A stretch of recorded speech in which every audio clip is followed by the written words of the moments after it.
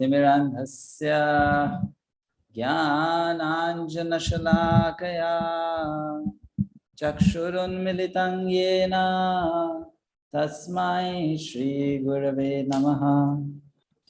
श्रीचैतन्यमनोभीष्टं स्थापितं येन भूतले स्वयं रूपः कदा मह्यं ददाति स्वपदान्तिकं। वन्देऽहं श्रीगुरो श्रीयुतापदकमलं श्रीगुरुन् वैष्णवांश्च श्रीरूपं साग्रजातं सहगणा रघुनाथान्वितं तं सजीवं साद्वैतं सावधूतं परिजनसहितं कृष्णचैतन्यदेवं श्रीराधाकृष्णपादान् सहगणा ललिता श्रीविशाखान्वितांश्च नमो विष्णुपादाय कृष्णप्रेष्ठाय भूतले श्रीमते भक्तिवेदान्त स्वामिन् इति नामिने। नमस्ते सारस्वते देवे गौरवाणी प्रचारिणे निर्विशेष शून्यवादी पाश्चात्य देशकारिणे। नमो महावदन्याय कृष्ण प्रेम प्रदायते कृष्णाय कृष्ण चैतन्य नामिने गौरतुषे नमः। हे कृष्णा करुणा सिंधो दीनबंधो जगत्पते गोपेशा गोपिका कांता राधा कांत नमोस्तुते। तप्त कांचन गौरांगी राधे वृंदावनेश्वरी वृषभानुसुते देवी प्रणमामि हरिप्रिये।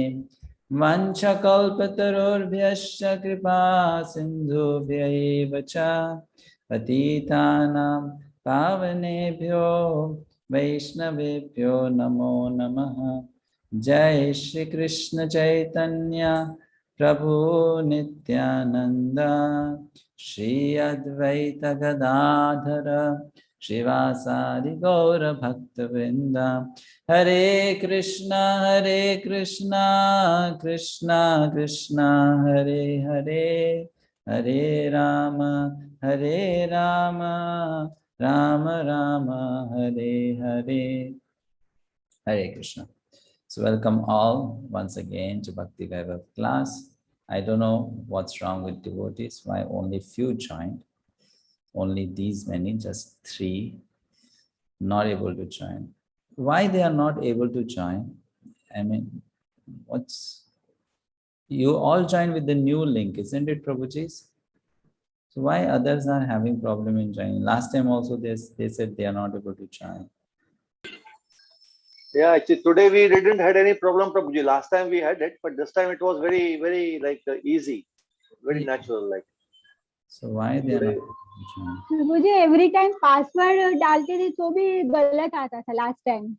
But this time password is okay, right? Yeah, this time was absolutely fine, Prabhuji. The last time I also had a problem, but this time it was no problem at all, Prabhuji.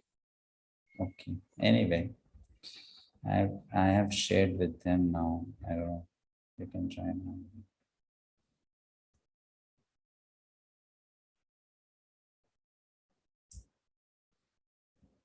All right, so we are starting with chapter 5 today. This chapter is entitled Narad's Instructions on Srimad-bhagavatam for Vyasadeva. So you all know the background. In chapter 4, Shaunak Rishi asked a set of 4 questions to the great sage called Sutta Goswami. And the first question was about Srimad-bhagavatam, that when was this first given? Why was it given? Who gave? To whom it was given? Where was it given? And to answer that, Sutta Goswami started talking about an historical account of Vyasadeva sitting on the banks of the river Saraswati and meditating, right? And in that meditation, he saw different anomalies of Kali Yuga. He wanted to help people.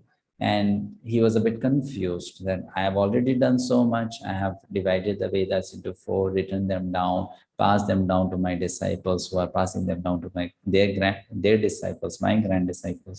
But I'm not happy, I'm not satisfied.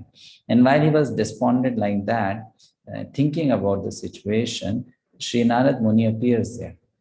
And when Sri Narad Muni comes there, Vyasadeva offers proper respect to Narad Muni, just as someone would offer to Lord Brahma. That kind of respect is offered to Narad Muni. And then what Narad Muni is going to tell to Vyasadeva will be discussed here in this chapter, chapter 5, also chapter 6. So chapter 5 and 6 have this episode of Narada talking to Vyasa. That's the episode, chapter 5 and 6. Right? So in chapter 5, the first shloka, we'll recite that, but before that, let's recite our offering to Srimad-bhagavatam. Om Namo Bhagavate Vasudevaya. Om Namo Bhagavate Vasudevaya. Om Namo Bhagavate Vasudevaya. Narayanam Namaskritya Naram Chaiva Narottamam Devim Saraswatim Vyasam Tato Jaya Mudiraye. Nashtaprayeshu Abhadreshu Nityam Bhagavata Sevaya Bhagavati Uttamashloke Bhaktir Bhavati Neshtiki. So here in the first verse, which you can see on screen, Suta Vacha Athatan Sukham Asina Upasinam Brihat Shavaha Devarshihi Praha Viprashing Veena Panihi Smayanniva. Atahatam Sukham Asina. Sukham Asina means after Narad Muni was seated happily, Sukham Asina, Upasinam Brihat Shavaha. And near Narad Muni, who was sitting? Upasina, Vyasadeva was sitting.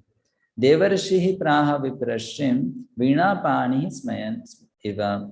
Sutta Goswami said, thus the sage amongst the gods, Narada, comfortably seated and apparently smiling, addressed the Rishi amongst the Brahmanas, Vedavyasa.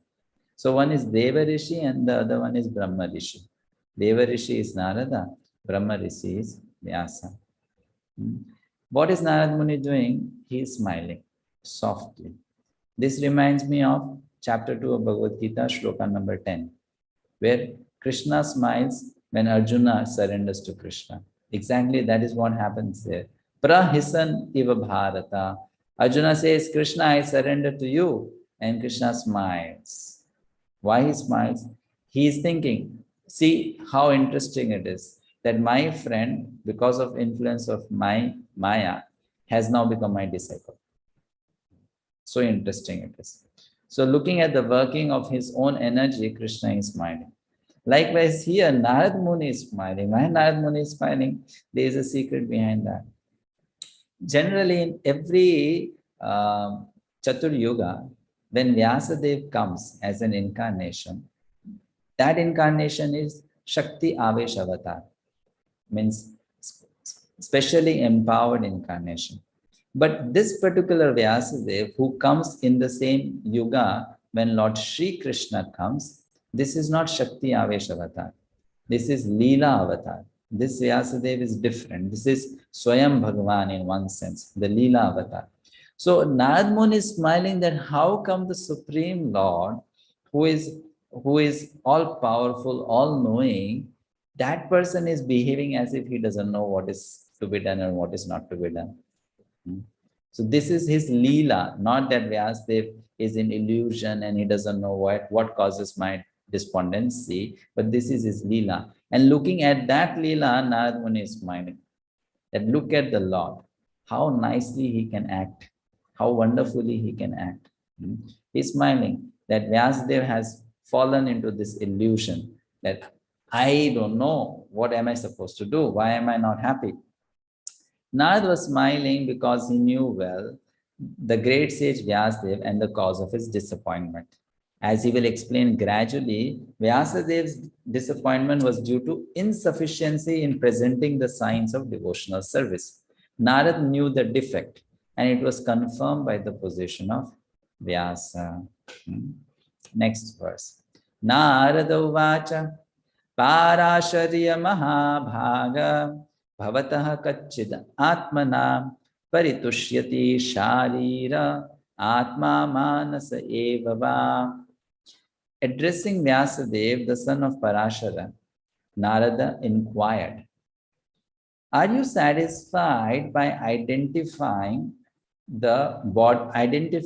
the body or the mind as objects of self-realization?" Now, please try to understand this last few words nicely.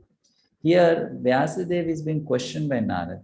Are you happy identifying the body or the mind as object of self-realization? Now, how can the body and mind be object of self-realization when the self is spirit, soul, Atma? We know self-realization means realization of soul, because the self is the soul. Here it is that body or mind as the object of self-realization. So the point is, in this world, everyone, all the people who exist, they are to some extent self-realized. But the problem is their understanding or definition of self is wrong.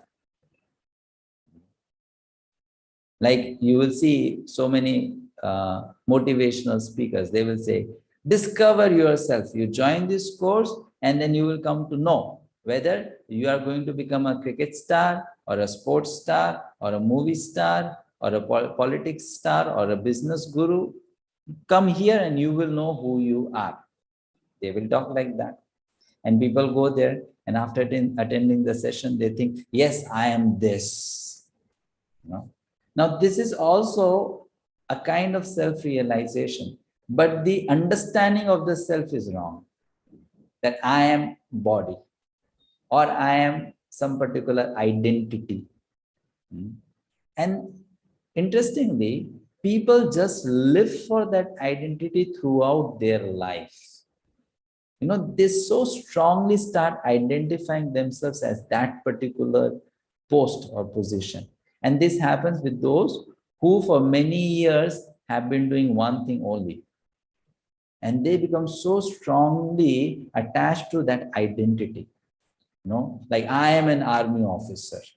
And they'll be so strongly attached to being that. Or I am the CEO of a particular company, and they'll be so attached to that. Or I have this position, I have made these achievements in my life, I have done this, I have done that. So in that way, they'll be so attached to that identity. And giving up that identity becomes so difficult. That is their self-realization. That is what they think is the truth. So Narad Muni is telling Vyasadeva, why are you making people get absorbed in these bodily identifications? That identifying yourself as Brahmana or Kshatriya or Vaishya or Shudra or this or that, identifying just like that. Why don't you give them a better understanding of this self, who the self is? So there is identification with the body or there is identification with the mind, right? So any of these things. Purport. This was a hint by Narad to Vyasadeva regarding the cause of his despondency. Vyasadeva, as the descendant of Parashara, a greatly powerful sage, had the privilege of having a great parentage which should not have given Vyasadeva cause for despondency. You see, the style of speaking to someone is very common in all the scriptures. In Bhagavad Gita, we also notice that whenever Arjuna behaved or spoke in a manner which did not suit him, Krishna called him either the son of Pandu or the son of Kunti.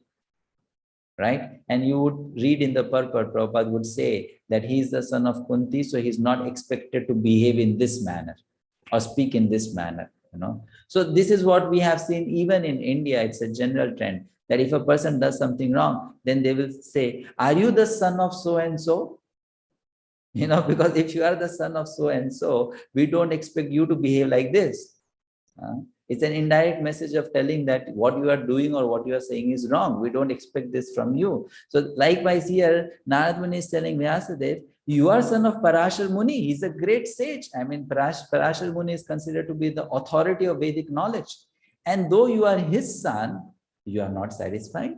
How is it so? Quite interesting, that you are his son and you are not satisfied. Being a great son of a great father, he should not have identified the self with the body or the mind. Ordinary men with a poor fund of knowledge can identify the body as the self or the mind as the self. But Vyasadeva should not have done so. Identifying oneself with the mind means what? Do we understand? What does it mean to identify oneself with the mind? It means to have very strong attachment to one's own ideas, plans, concepts of this is right, this is wrong, one's own opinions. People are so strongly attached to this, my opinion, my idea, my plan, my reasoning, my logic, my argument. So this is called identifying with the mind, because this all happens in the mental platform.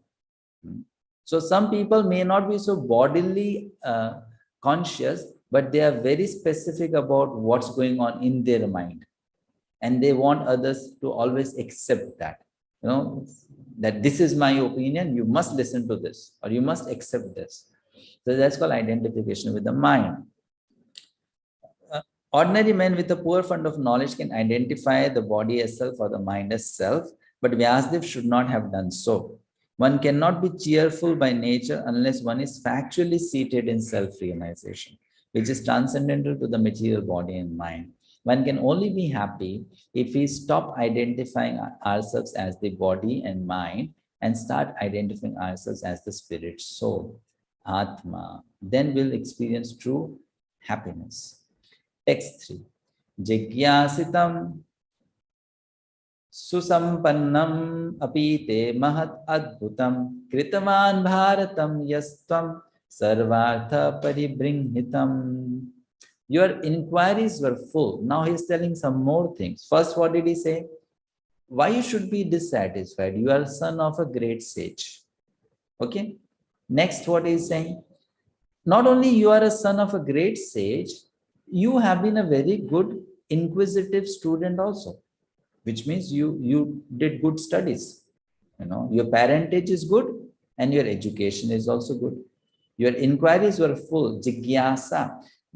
Jigyasa, only a person who actually wants to learn things in life will inquire, will question, will ask. Like you see small children, they question a lot. What is this? What is that? What is this? What is that? They have jigyasa, eagerness to learn, right? So you have been very inquisitive and you have made correct inquiries. Now, there can be different types of inquiries, but Vyasadeva always had very high level of inquiries. And susampannam, you did it perfectly. Apite mahat adbhutam kritavan bharatam yastam sarvartha paribrimhitam. It is said your inquiries were full and your studies were also well fulfilled.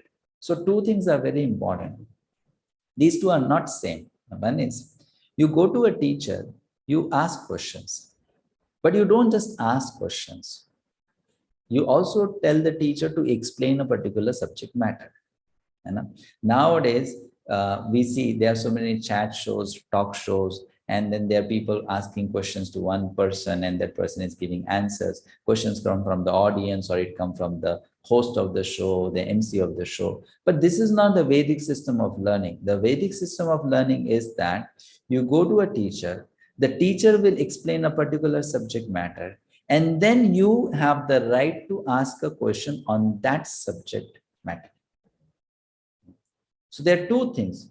You hear from the teacher and then you inquire from the teacher on that subject matter. That's called complete system of acquiring knowledge.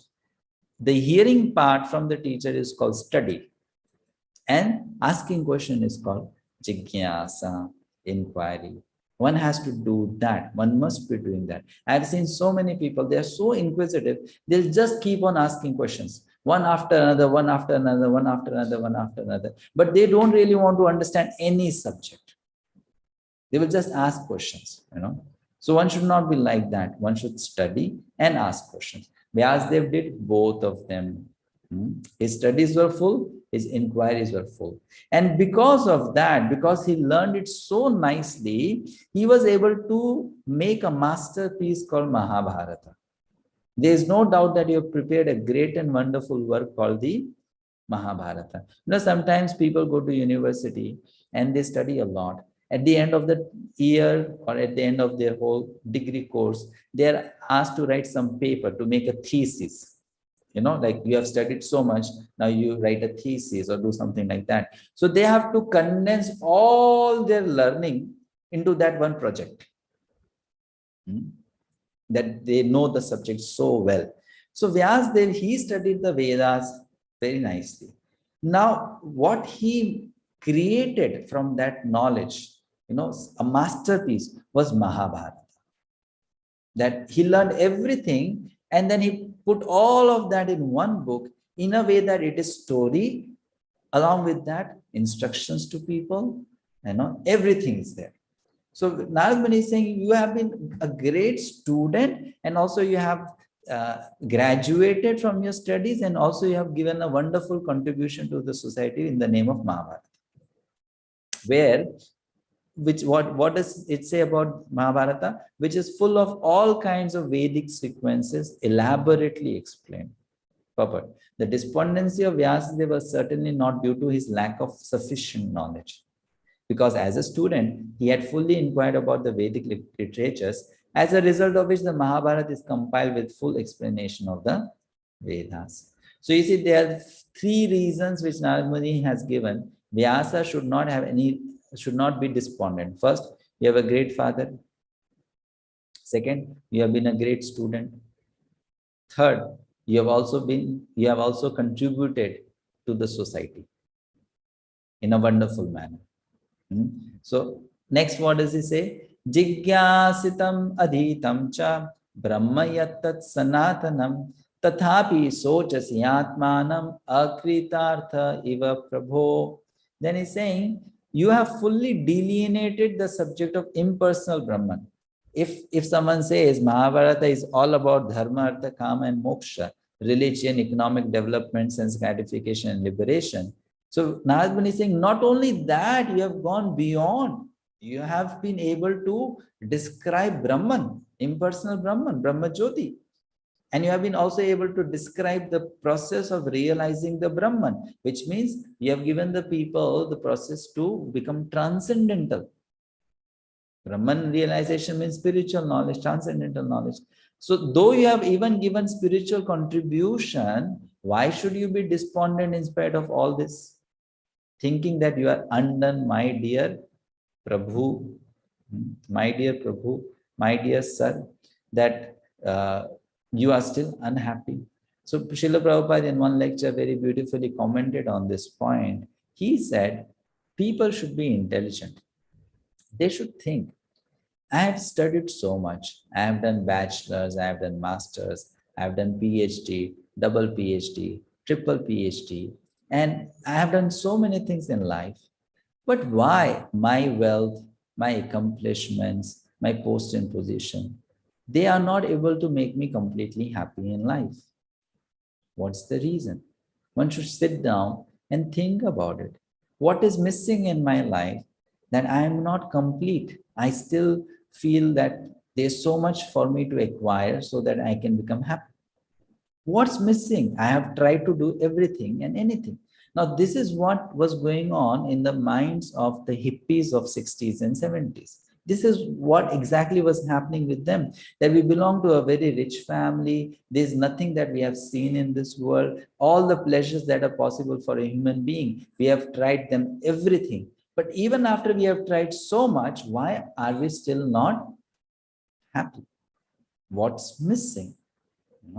And this inquiry, when it comes in the mind of a person, we should know that person is actually a fortunate person Most of the people, they don't think like this.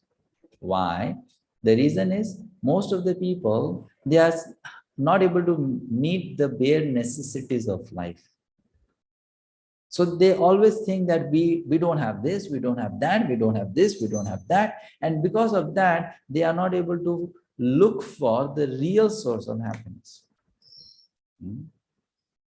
And this can be seen in even those who have lived in this world for 50, 60, 70 years. They still think they could not achieve certain things in life. And that thing makes them still remain attracted to material objectives or material aims.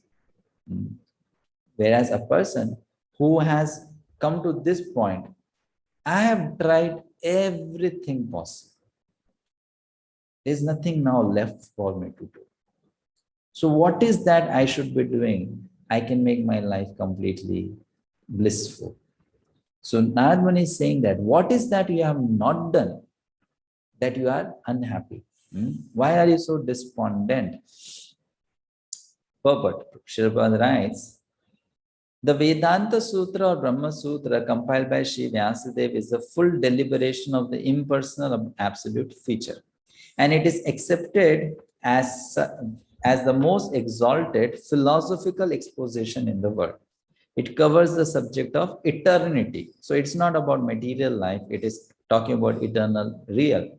And the methods are scholarly. So there cannot be any doubt about the transcendental scholarship of Vyasadeva.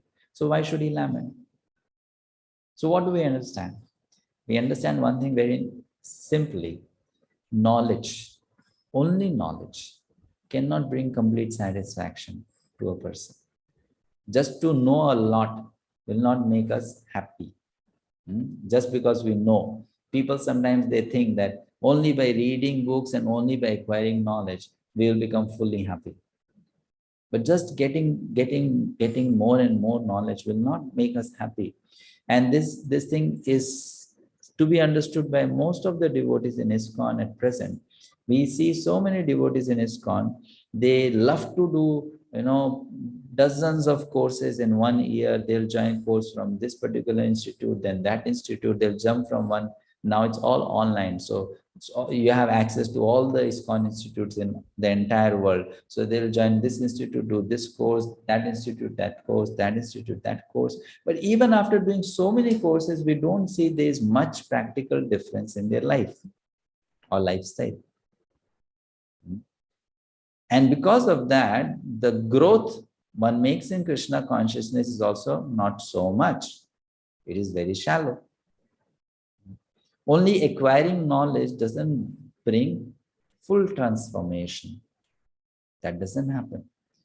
What makes it happen? We'll see that later when we discuss about it. So Vyasadeva is very scholarly. Vyasadeva knows the scriptures so much. He's in the Lord himself. He has written down the scriptures, but still he's not satisfied. He's lamenting. Narad Muni is questioning. Text 5. Vyasa uvacha. Now Vyas will respond. Narad Muni asked no. So Vyasadeva is going to respond. Astyeva me sarvamidam tvayoktam tathapi natma paritushyate me tanmulam avyaktam agadha bodham prichhamahe tvatma bhavatma bhutam. Shri Vyasadeva said, all you have said about me is perfectly correct. I agree. You have, whatever you have said about me is correct, right? Who will say so? Only that person who doesn't want to cheat himself. See, when a person is at fault and there is someone who is able to identify that fault and tell that person, this is wrong with you, that person has to be honest to accept it, right? Many times we see this happen. The student does something wrong or the disciple does something wrong and the teacher will point out and the disciple or student will say, no, I did not do this. No, this is not what is going on in my mind. Many times it will happen. Why it will happen? Because one wants to save one's image, that how can I do anything wrong? I cannot be wrong. Or one wants to show that I am the best student How can I make a mistake? Everyone here tells that, everyone here knows that I am the best. How can I be wrong? But here Vasudev says, I admit, I accept that what you say is correct. I am not happy. And this is important. You see, spiritual life is a very, very scientific process. Let me tell you honestly, a person who is a good teacher or a good spiritual master, a genuine spiritual master, they will never enforce anything on the student or disciple. They would want that everything that the disciple offers to Krishna is voluntary, because voluntary devotional service pays greater for one's own purification. Forced devotional service doesn't bring much purification to heart. It has to be voluntary. It has to be, yes, I decide, I choose to offer myself to Lord Krishna. So when a person even goes to, let's say, a teacher or a guru and says, I have this problem, can you help me? There will be a test by the teacher. Are you really serious about solving your problem? Are you really interested for that? Or you are only talking? Sometimes people just like to talk to attract attention. They are not serious about their problem. They just like to talk to get some attention. So here Narad Muni, when he told Vyasadeva, you have this problem, Vyasadeva admitted. If Vyasadeva would not have admitted, let's say, Vyasadeva would have said, no, Guru Maharaj, I am totally fine. There's nothing wrong with me. Don't assume, please. I'm okay. So then, do you think Narad Muni would have then answered the question that is there in the mind of Vyasadeva? Maybe not. Okay, you don't want to listen the answer? Fine, I'm going. Bye-bye. Bye-bye. I'm going. But here Vyasadeva admitted, he confessed, he accepted, yes, I am wrong. Or yes, I think I have done a mistake. This acceptance is very important. We must accept our fault. That's the first step to rectify the fault. Accept it. Because acceptance means what? I have become humbled. I have been humbled, or I have become humble looking at my situation. I did a mistake. Only a person who is humble or who has a humble heart can get this strength to change oneself. A proud person does not get this strength to change. Only a humble person gets the strength to change. Only a humble person. That strength to change comes from Krishna. We should know one thing. Our weaknesses might be very much stronger than us. And to overcome those weaknesses, we need the help from Paramatma, the Lord. If the Lord doesn't help, we cannot overcome our weaknesses. But that help will come to us only when we are humble. When we are proud and we want to change ourselves, we will not be able to change. The Lord will not help us. And if He doesn't help us, we will not change. Only when we are humble, then that help will be given and then we can change. So Vyasadeva admits, yes, I agree, I am not happy, I am not satisfied. All you have said about me is perfectly correct. Despite all this, I am not pacified. I therefore question you about the root cause of my dissatisfaction. That's why I'm asking you, what is the cause of my dissatisfaction? Root cause, don't tell me something superficial. Tell me the real reason. What is the real reason? For you are a man of unlimited knowledge due to your being the offspring of one, Brahma, who is self-born without mundane father and mother. This is again very important. When we ask a question to someone to help us, we should at least in our mind accept that person superior to us. If we don't accept that person superior to us, we may ask a question, but will not accept the answer also. We may ask a question that, okay, this is my question, but if you don't have sufficient respect for that person, we may not accept the answer. We will say, Fine. If I like your answer, I'll accept it. If I don't like your answer, then I'll reject it.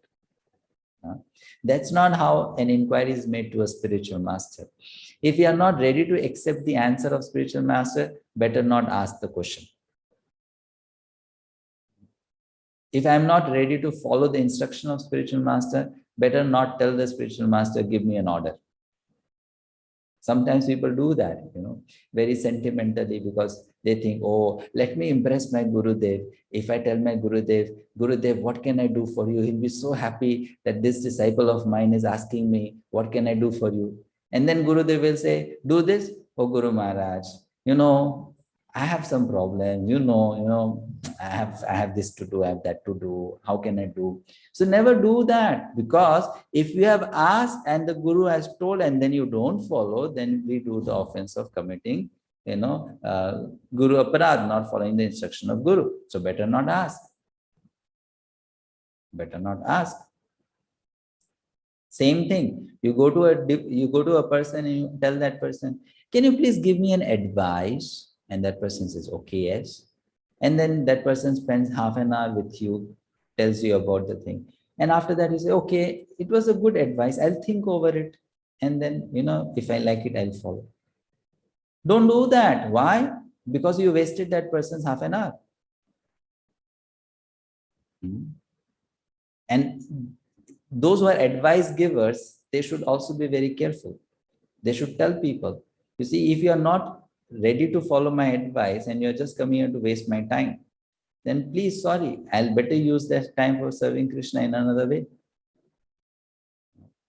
If you are ready to follow the advice, ask for it. If you're not ready to follow advice, then don't ask. Don't ask. So this is here what we see written here, that he goes, he asks to Narada because he respects Narada, considers him better situated, and then asks him, that you please give me the solution to this. Purport. In the material world, everyone is engrossed with the idea of identifying the body or the mind with the self. Everyone is engrossed, so much engrossed, so much. Though we say I am not the body, but honestly speaking, we don't mean that. We don't mean that, right? We must admit that we don't mean that. We are still so much bodily conscious, so much bodily conscious. Conscious of the body and conscious of the different hats that we wear. I am this, I am that, I am this, I am that, I am this, I am that. It's always there at the back of the mind, Though we have heard the philosophy, because we have heard the philosophy, we talk that, but we don't really walk that.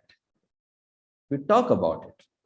We don't walk about it. We don't walk that this is what I am actually.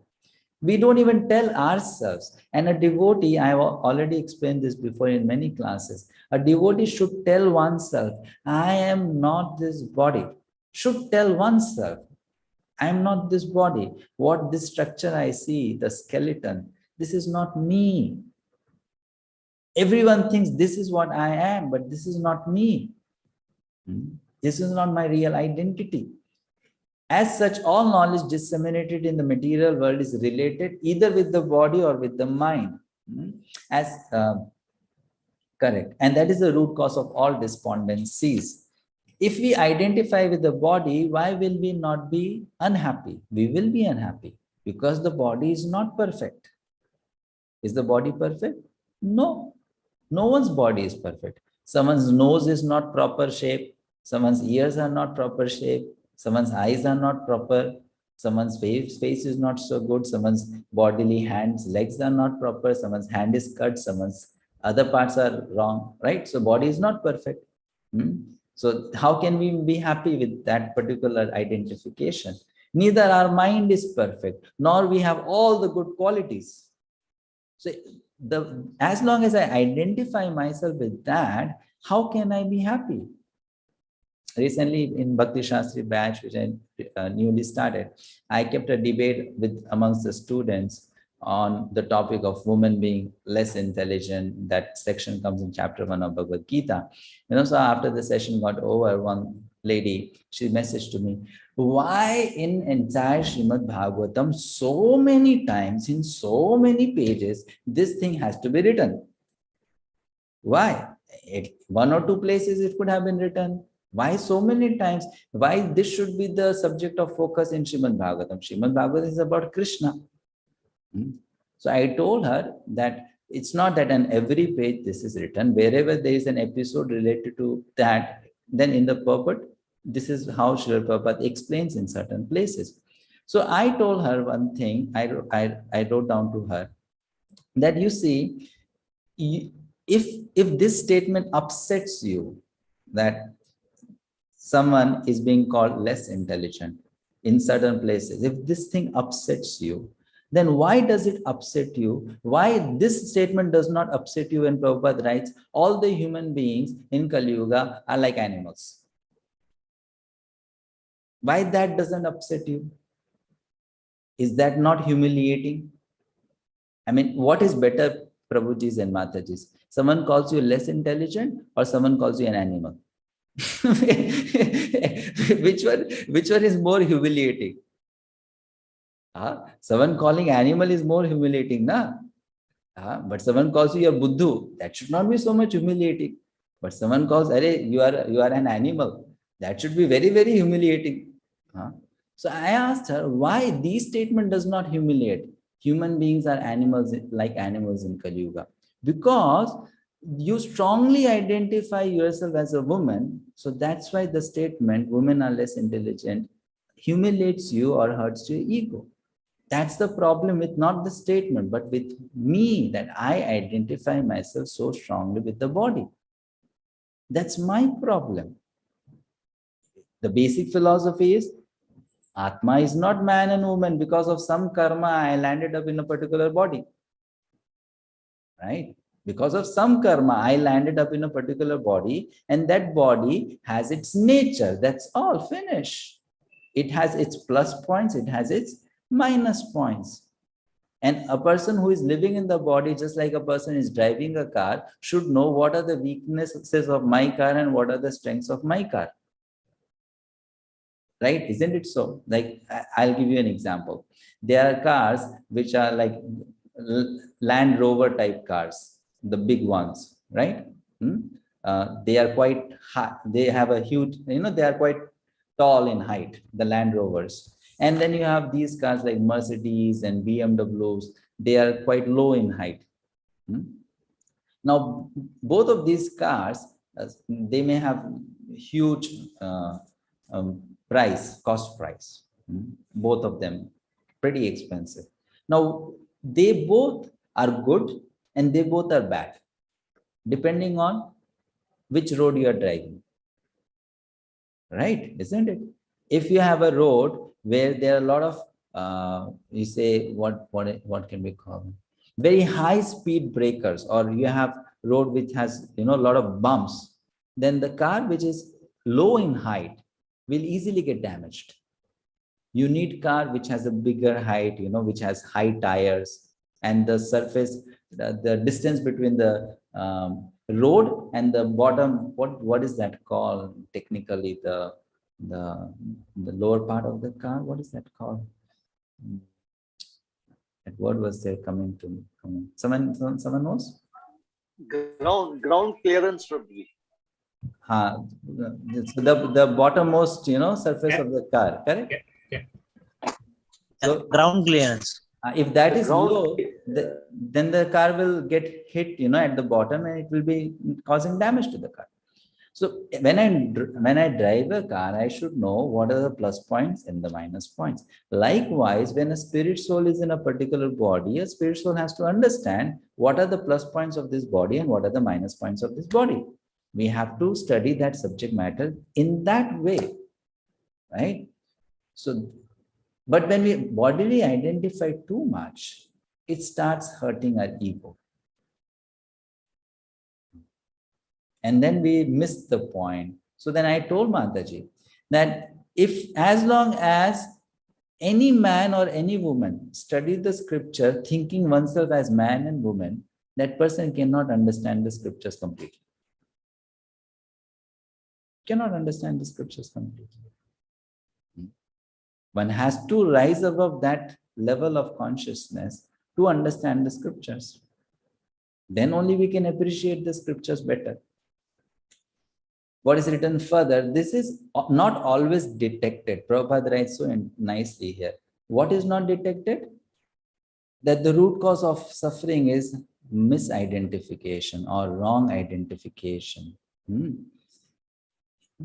Even though one may be the greatest erudite scholar in materialistic knowledge, it is good, therefore, to approach a personality like Narada to solve the root cause of all despondencies. We must approach a sadhu to know the real solution to any problem, because they speak from a different platform. Well, today in the morning only, I heard a very interesting Prabhupada pastime, that Prabhupada visited one place and devotees asked Prabhupada the question that we have so many rats around, so many rats. So what to do with them? You know? So Srila said, you should all chant very nicely. You should chant. So Prabhupada, what's the connection of chanting nicely with rats being around? So Prabhupada said, you're not chanting nicely. That's why I'm telling you chant nicely. They could not understand. So Prabhupada said, you see, if you chant nicely, your heart will be clean. If your heart will be clean, the place where you live will also be clean. And if the place where you live will be clean, there will be no rats. So, but because you are not chanting nicely, your heart is not clean. And since your heart is not clean, the place is not clean. And because place is not clean, rats are there. So he was expecting Prabhupada will give a solution, go to the market and buy some product which will kill the rats, or you get one, rat trap, mouse trap, and then you put there and the solution. But a sadhu gives the solution from a different platform. Their solutions are real solutions. So if that devotee does what Prabhupada said, not only rat will disappear, but Maya will also disappear. That is real solution. Right? Other solution would be rat will disappear, this problem will disappear, that problem will disappear, but real problem will not disappear. Whereas Prabhupada's solution will make sure that the real problem disappears.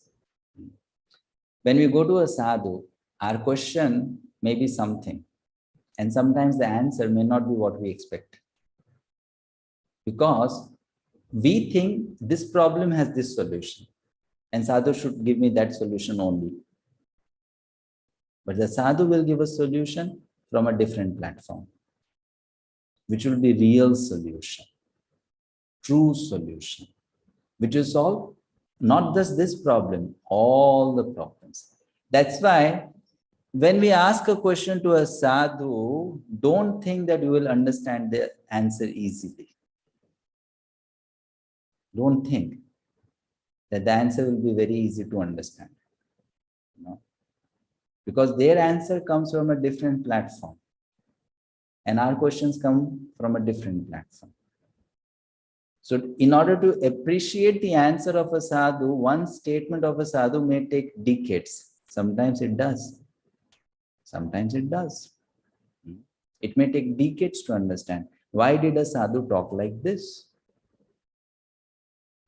So a person who is asking questions should be very much aware, I am asking question to a certain person, and this person is not going to answer the question the way I expect that question to be answered.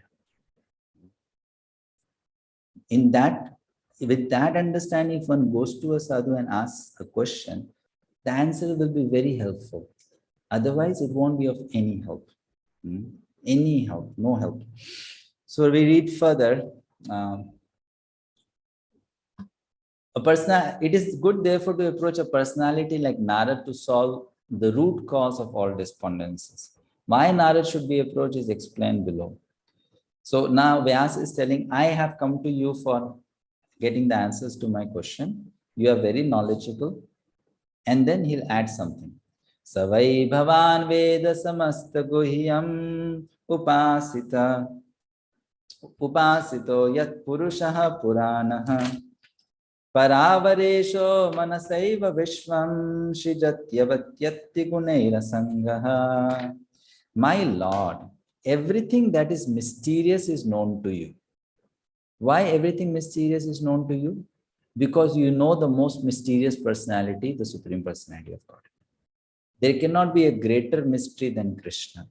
And if one understands Krishna, one will be able to understand all the mysteries. One who knows Krishna would know Krishna, everything. Krishna says in Gita, Raja Goyam. He is giving the most confidential and secret thing. Why? Because he himself is the most confidential person. Most secret person. Most easily ununderstandable person. Krishna. If one can understand Krishna, one can understand everything. So he is saying, everything that is mysterious is known to you because you worship the creator and destroyer of the material world and the maintainer of the spiritual world, with the Supreme Lord, the original personality of Godhead, who is transcendental to the three modes of material nature. So you would know the answer to this. Purport. A person who is 100% engaged in the service of the Lord is the emblem of all knowledge. Such a devotee of the Lord in full perfection of devotional service is also perfect by the qualification of the personality of Godhead. As such, the eightfold perfections of mystic power, Ashtasiddhi, constitute very little of his godly opulence, which means for a devotee to have siddhis is very small thing. Ashtasiddhi, very small thing. It comes just as a byproduct, very, very small thing. And this will come to anyone who does good chanting of Hare Krishna Mahamantra and good chanting of Gayatri mantras. Anyone who does that, one will get all these powers, will easily come, all these powers. But for a pure devotee of Krishna, these are very insignificant. They don't really bother much about it. For yogis, these are big things because they can show some magic to people. But for a devotee, these are very insignificant things, these mystic powers. A devotee like Narad can act wonderfully by his spiritual perfection, which every individual is trying to attain. When we see so many examples in Prabhupada's life also, sometimes he did such mysterious things people could not understand. People never understood. Like once pastime is there, one devotee remembers, Prabhupada had to go for a program. So he was climbing down from second floor to the ground floor through the stairs. And that devotee saw that Prabhupada's legs were not really touching the stairs. He was just gliding down. The legs were not touching the stairs. Then there is another pastime. Even there is a picture of Srila Prabhupada walking in a garden.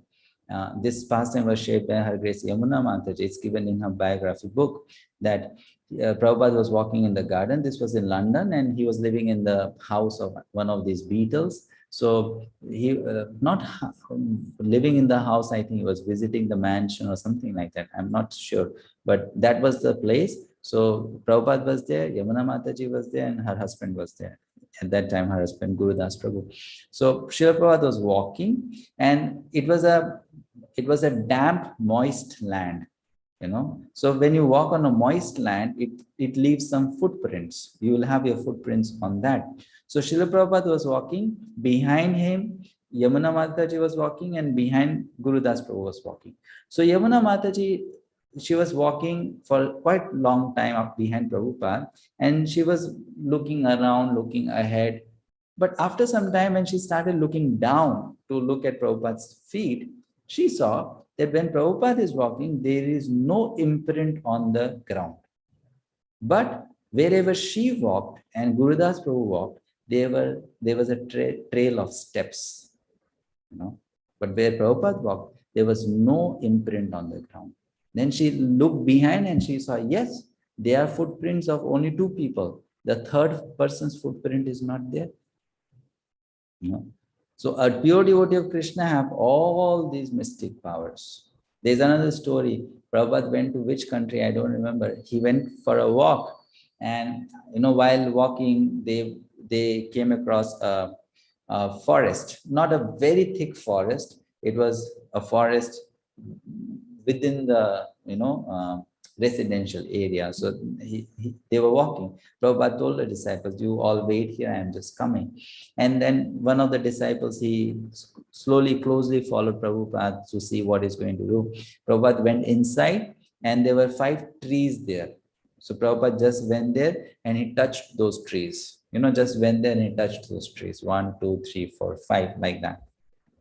He touched those trees. Next day, this devotee saw. Next day, when they come, this devotee had very properly identified and marked which were those trees. Next day, they came. That devotee says those trees were missing.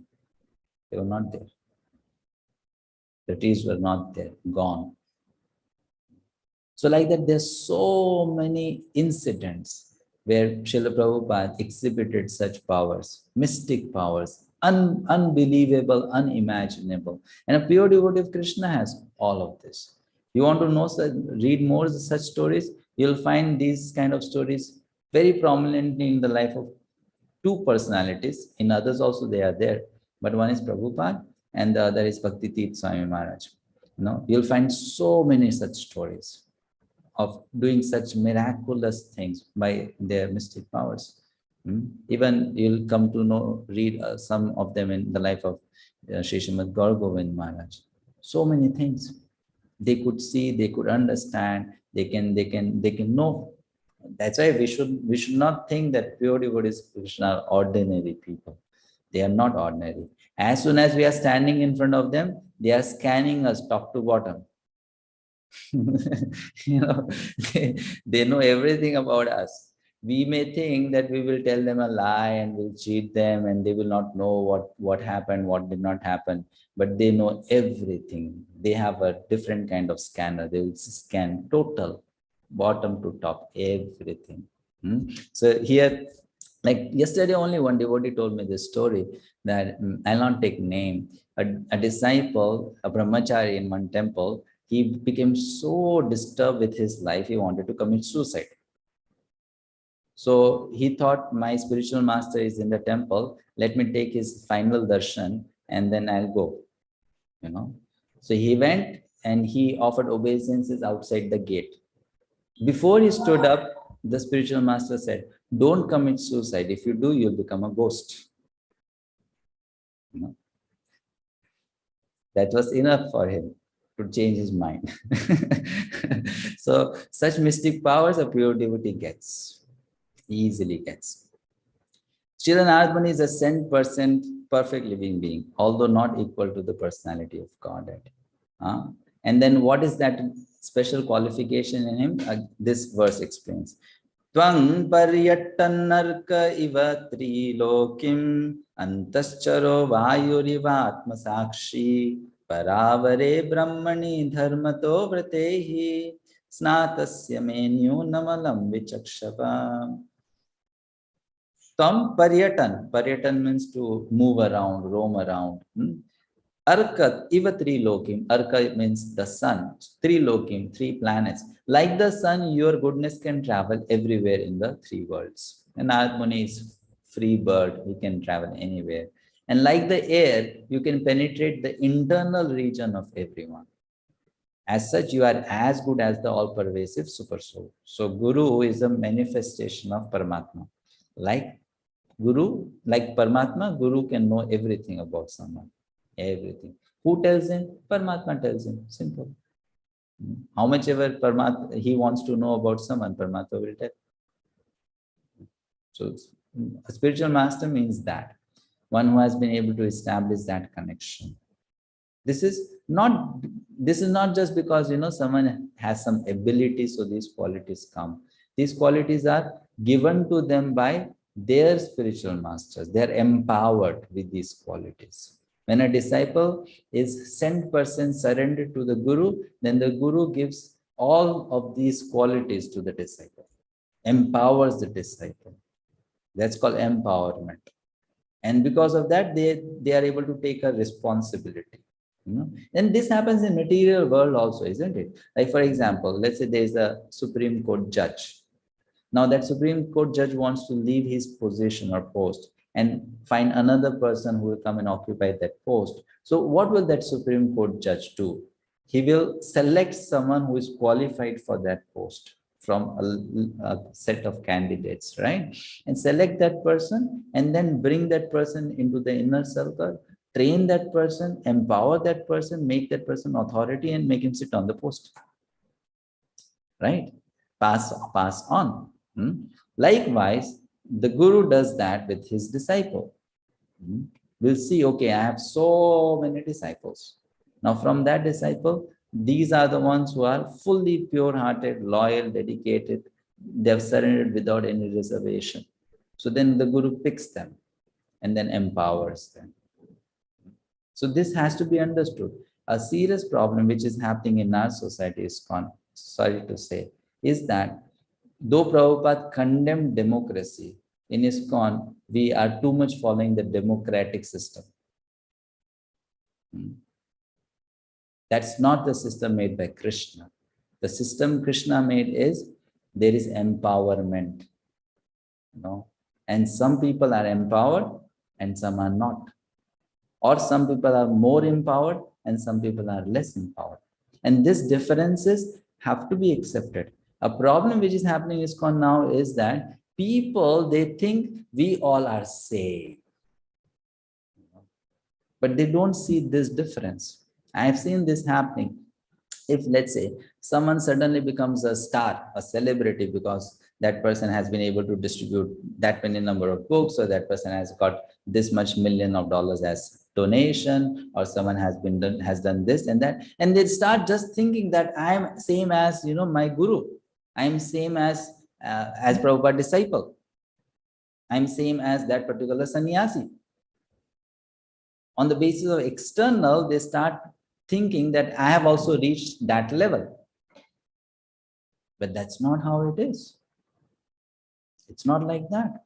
And this can lead to serious damage to one's own spiritual life, which has happened also in the history of ISKCON. We have seen that.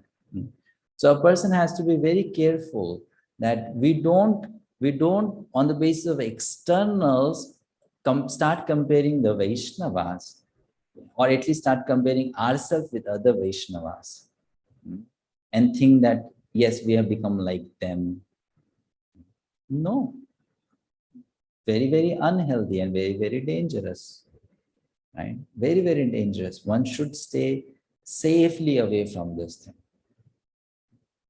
It comes by empowerment.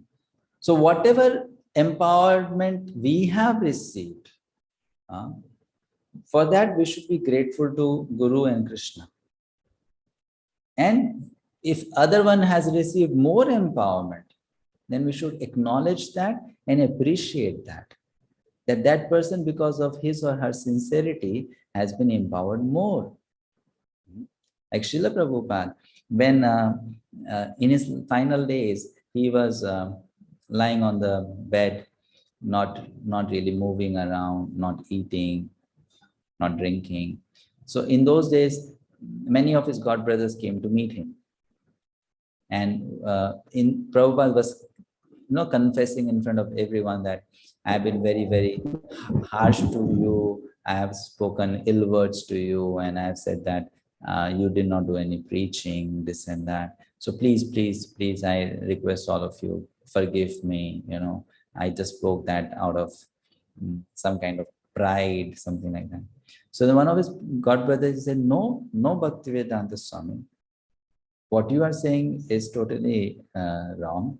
Actually, I understand that you are our eternal leader. You are our eternal leader. Since you are the best disciple of Srila Bhaktisiddhanta, you are always going to be the leader of all the disciples of Bhaktisiddhanta. You have been empowered to do something special because you are the best. You are most dear to him. You know his heart the most. And that's why you are an eternal leader. And what's wrong to accept that thing? What's wrong? If I am going back to Godhead and someone else is going and someone is let's say in a superior position to me in Golok Vrindavan or in Krishna's eye, what's wrong with me? Let's say you get a gulab jamun and the other person gets 2 gulab jamun. What's wrong? You got your gulab jamun. Be happy with that. Isn't it? So if I'm going to Golok Vrindavan and I'm not above someone, I'm below someone, what's wrong? I got my ice cream. I got my gulab jamun. I'm in Golok Vrindavan. So one should understand that. That is very important. Hierarchy is there. In spiritual circle also, it's there. It's not democratic. Just because we all are spirit souls doesn't make us all same spiritually. Right? Spiritually. And this becomes difficult for people to understand who come from this democratic background. They just think, you vote and in that way you empower people and done.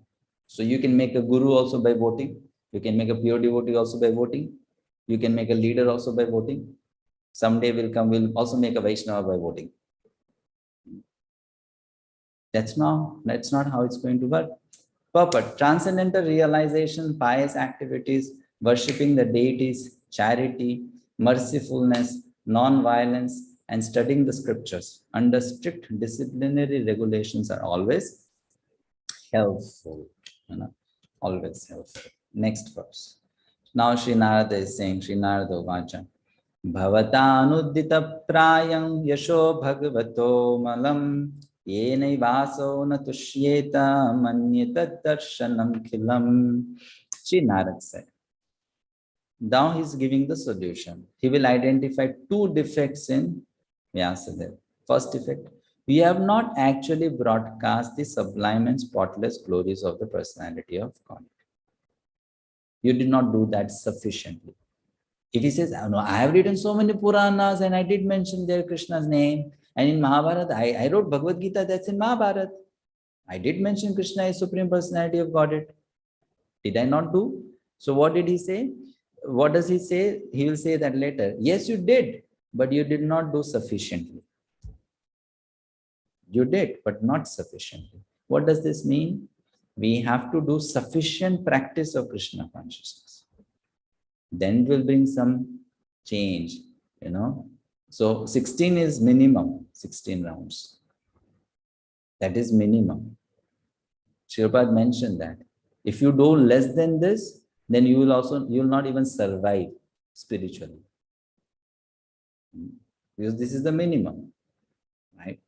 This is the minimum. If someone has to eat 3 chapatis to stay strong enough, then that's called the minimum. If you eat 2 or 1, then you get weak. So 16 is the minimum. But the problem is that nowadays, people are targeting that as the maximum. That this is only what we can do. That's the minimum. We have to practice Krishna consciousness in sufficient quantity to feel the effect of Krishna consciousness. The only reason the members of ISKCON movement are not so very strong in majority, the reason is that, not that the process is wrong. The reason is that they are not giving sufficient time to Krishna consciousness. Not sufficient time is being invested into it. We are giving very little time for it. And we think by that little time, we want to get more in return. So that's why devotees become very excited when they hear stories like, in Kartik, if you chant 1 round, you get 1,000 round benefits. Or in this Punya Tithi, you donate 20,000 to Goshala, then you get special benefit. And they get very excited. Because by doing little, we'll get so much more. So why to do more? Do little only and be happy. But that is not going to work.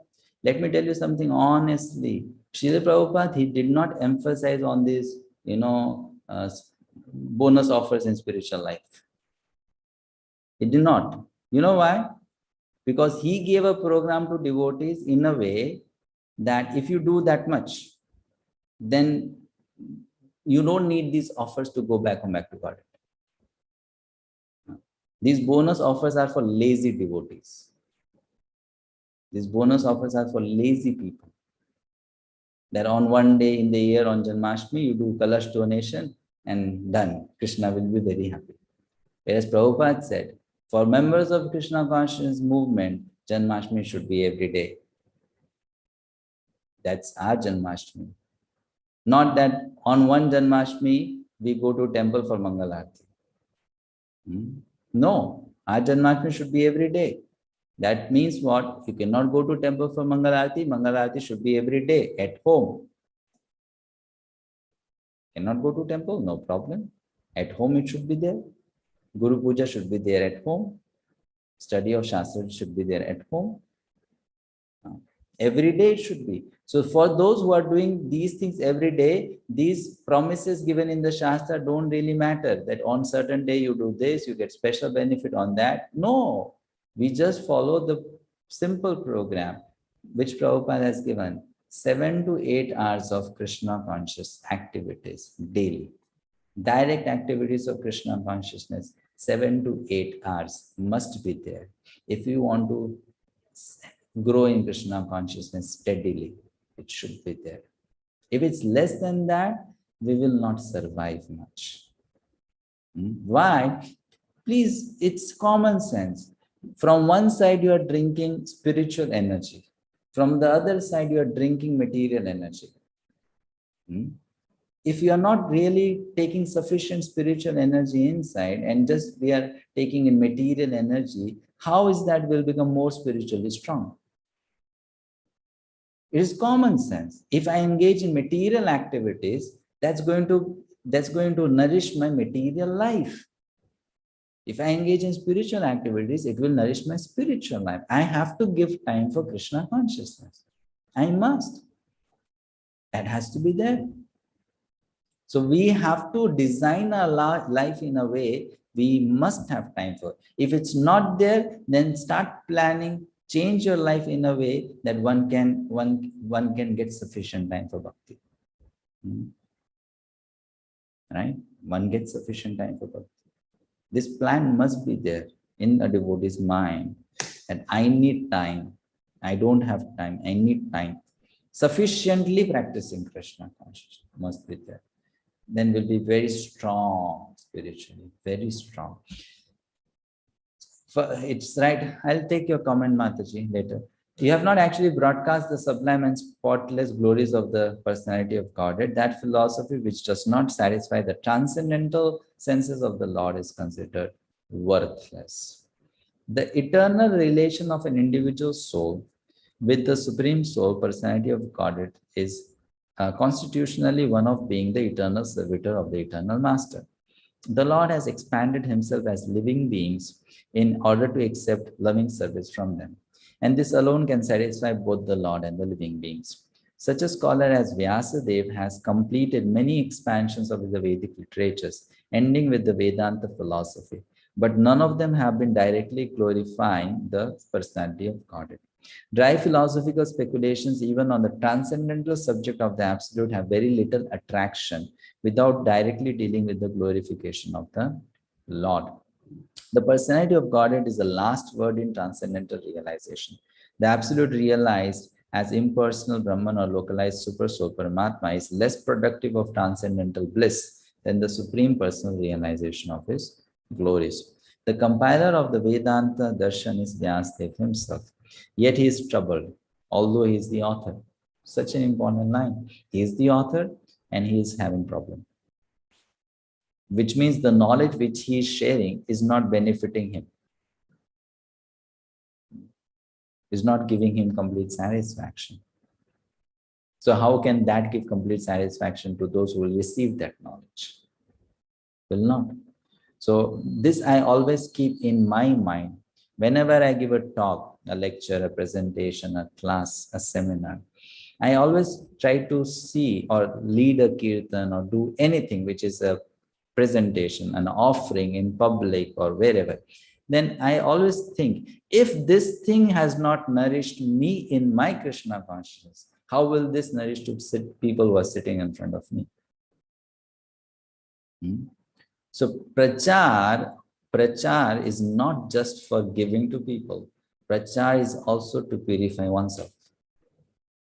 Prachar is also to satisfy oneself. Prachar should be done in that spirit. That it's not that we are only giving out. We are actually ourselves drinking in. We are ourselves drinking in. And let me tell you something. When you preach, you tell people to follow that you want to follow. That will make you a better devotee, a stronger devotee. Tell people that you want to follow.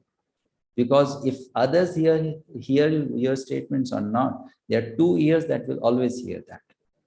Your own ears. That will always hear. You will see a person sleeping while hearing, but you will not see a person sleeping while talking. A person is most attentive when one talks. Most attentive. And that's why everyone should talk about Krishna. Kirtanam is a sadhana. Prabhupada told us to preach not because we are great preachers. Prabhupada told us to preach because preaching about Krishna makes us Krishna conscious. Right? It's a sadhana. People say, I am not qualified, I cannot preach. So you preach how much ever your qualification is. But you preach about Krishna, you talk about Krishna. Talking about Krishna makes us very much absorbed in Krishna. Because as I said, you cannot sleep while talking. Cannot. You have to be attentive when you talk. Right? You have to properly make the words, frame the statement, sentence. What am I going to say? This is the subject matter. So the mind is into it, very much into it, absorbed into it. So that's why we should preach. Everyone should preach. Whatever you know, you don't have anyone to talk to, as I have told before, talk to the wall, talk to your maid servant. You meet someone, you are traveling by auto rickshaw, start talking to the auto rickshaw driver. What's wrong? What's the problem? Tell him about Krishna, something which he can appreciate. But you talk about Krishna, that is also sadhana.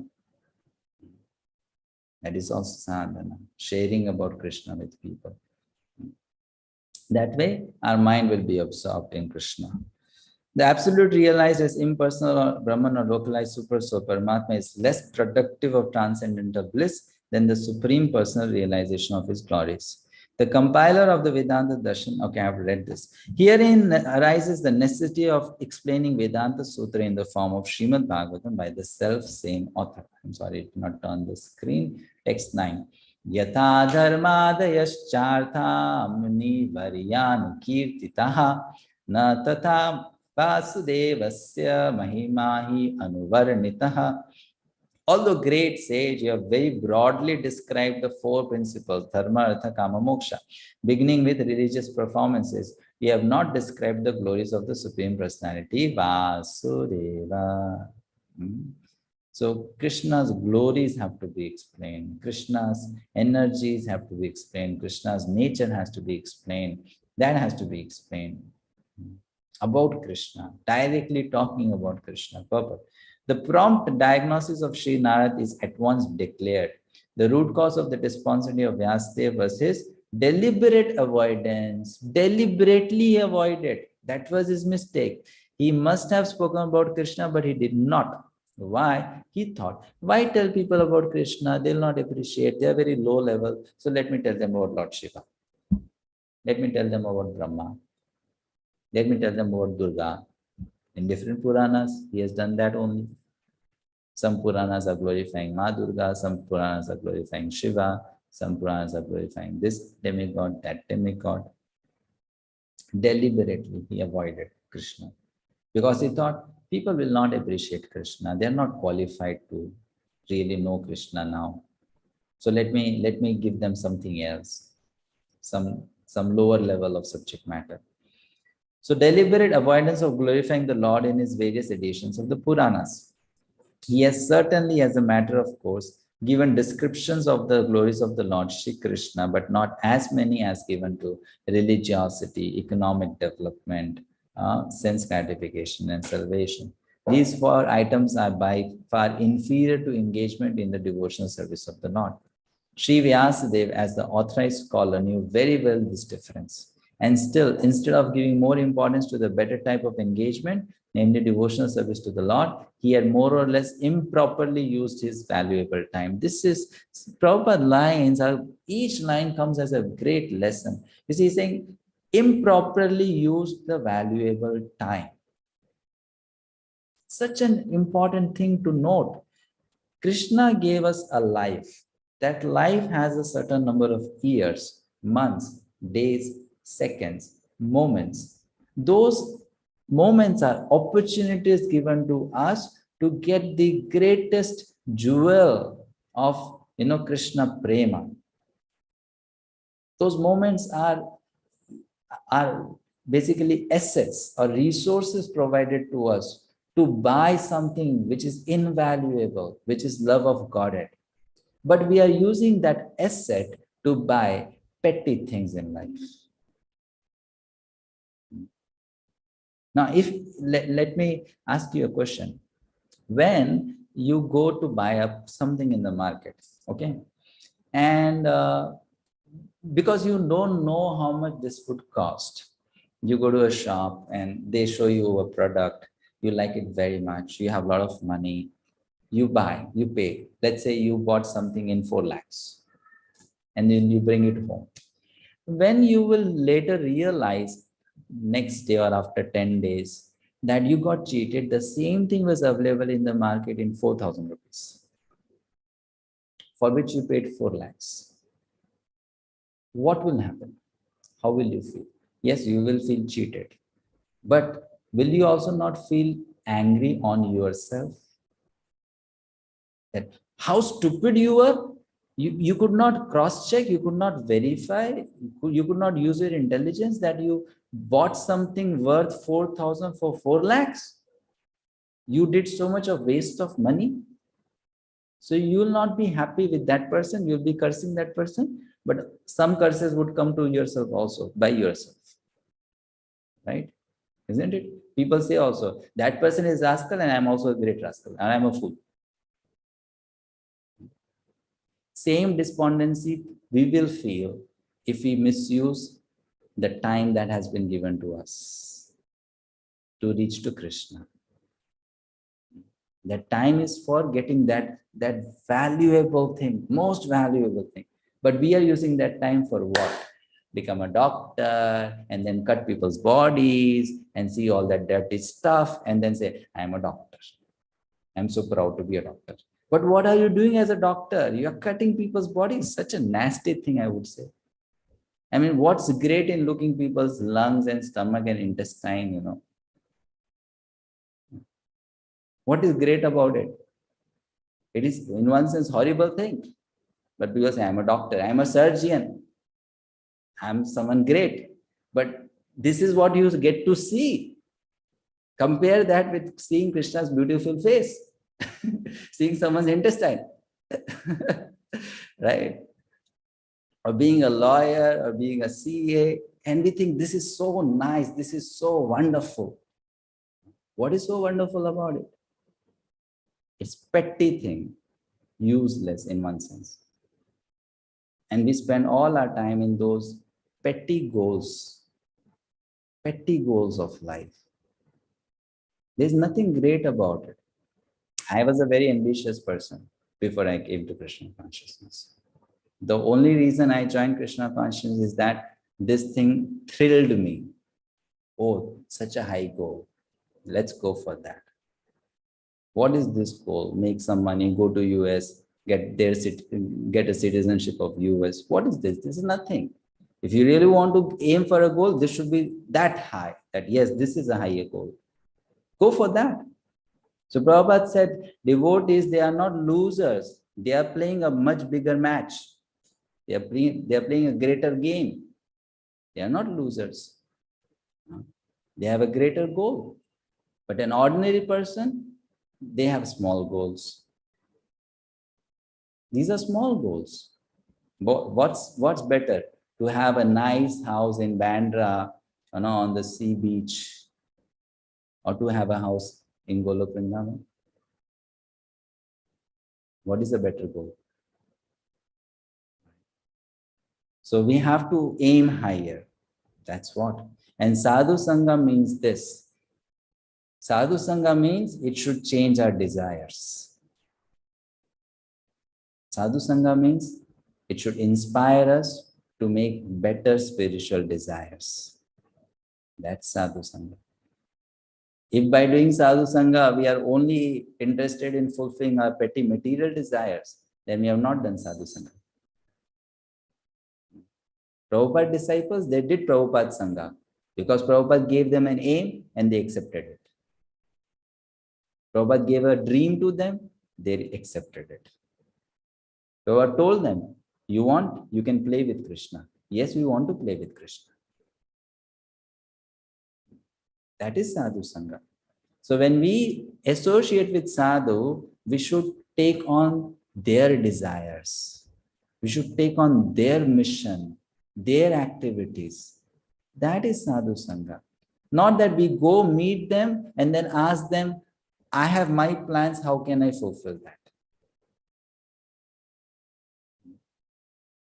Go meet them and ask them, how can I join your plan?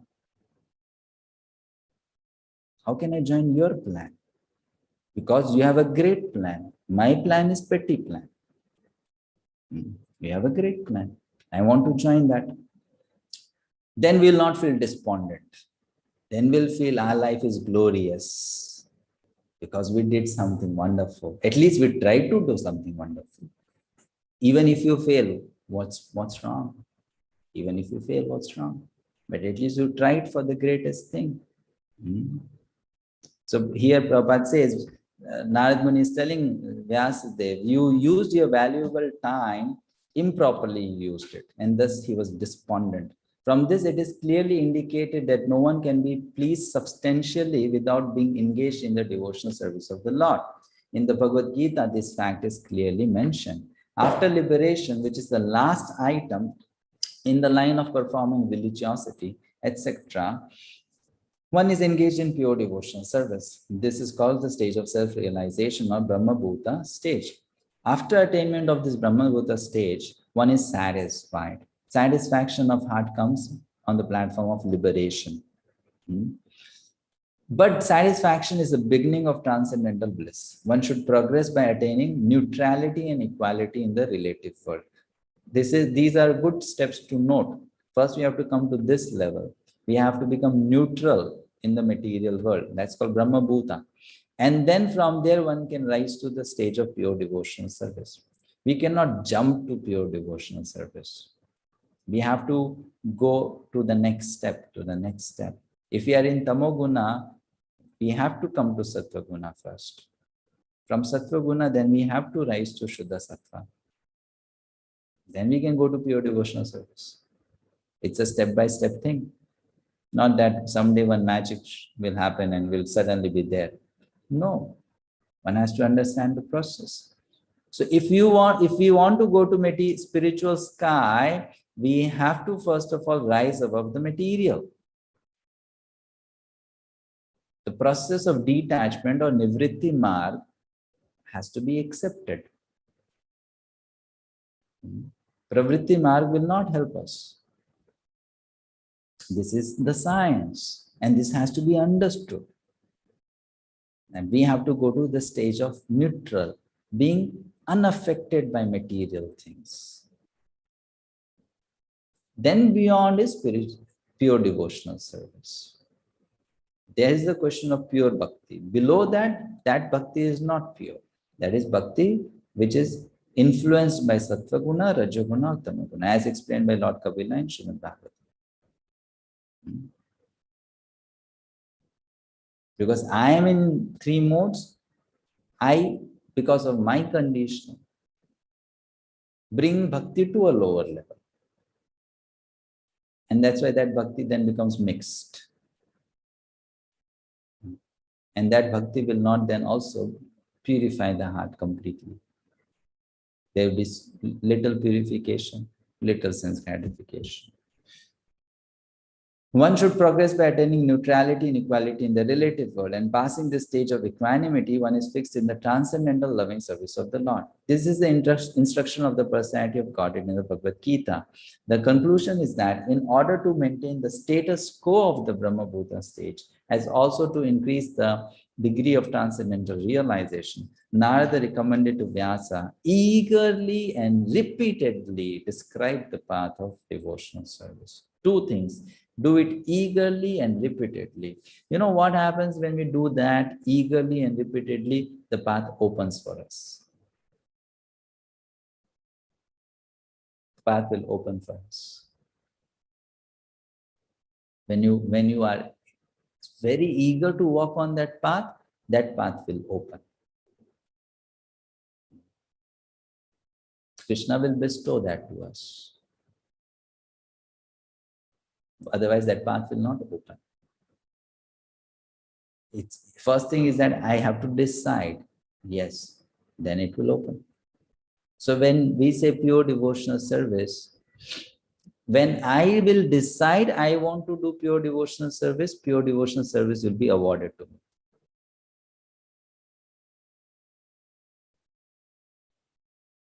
Not that automatically I'll become a pure devotee. I have to decide. I have to say yes to it. Very simple. Like for example, you have to decide and tell, no, I want to become an engineer. Then the engineering college will accept you. If you don't make that decision, will the engineering college say, yes, yes, yes, you are allowed to come in, you are qualified to register? No, you have to say, I am interested in it. Please let me know the qualification. So then they'll say, okay, you are interested in it. This is the qualification. You pass the entrance exam, you score this much, you pay this much fee, and then you get in. So I have to first say, pure devotional service is like this. Rupa Goswami explains in Bhakti Rasamrita Sindhu like this. I want to do it. Then the path will open. Then the path will open. Right? When I say I have accepted Lord Krishna as the guide of my life, then the guide will ask you, where do you want to go, sir, ma'am?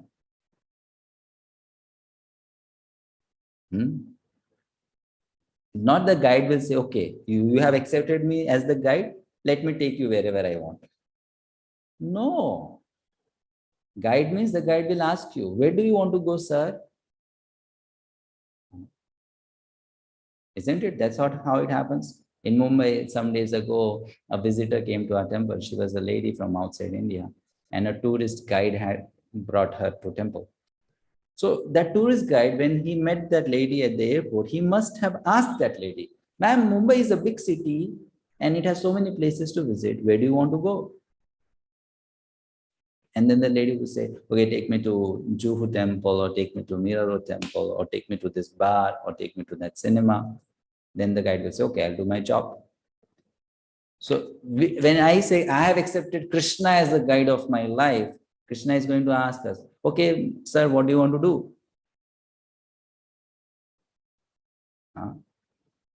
Then I say, well, I am earning 10 lakhs per annum now, and then in 10 years, I want to become a multi-billionaire. That's what I want. So then don't think Krishna will make you a pure devotee. He will not.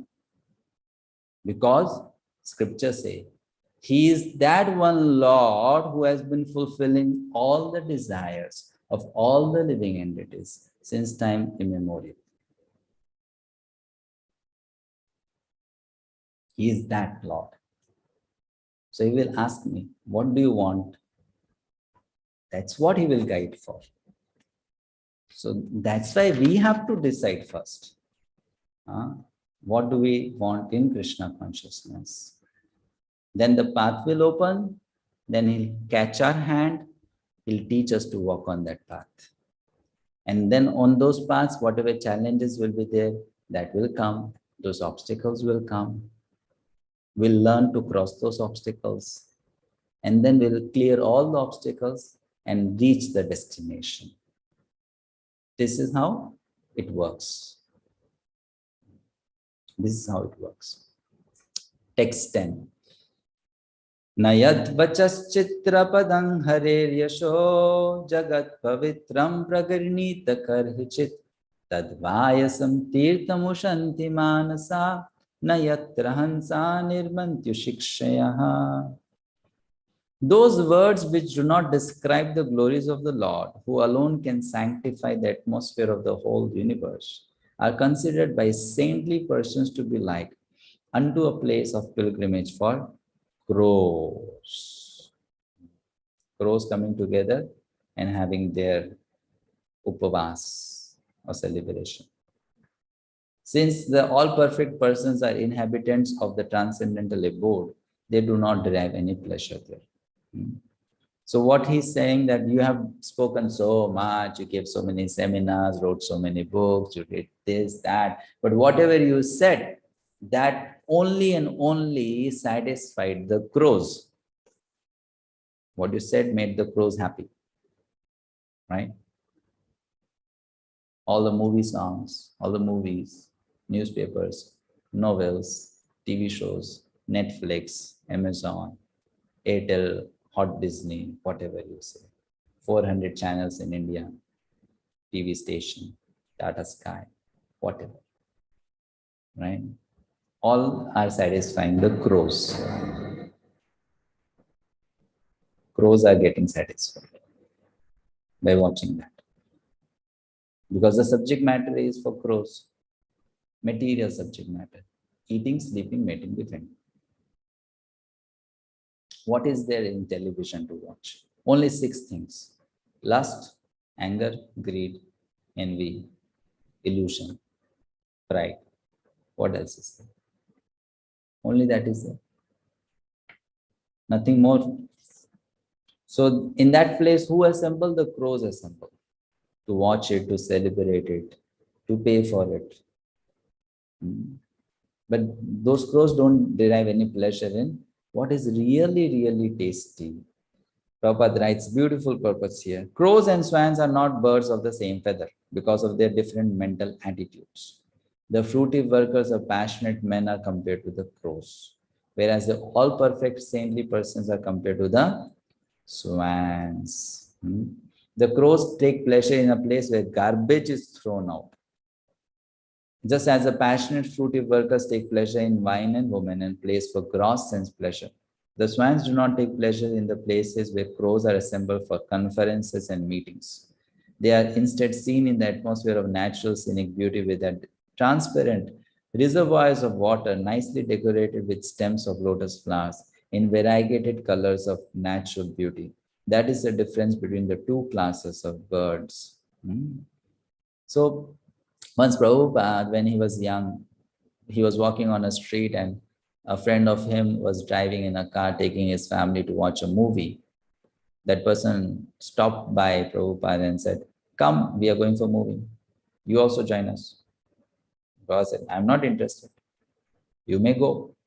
He even said, "If you give me 1,000 rupees, still I'll not go to watch the movie."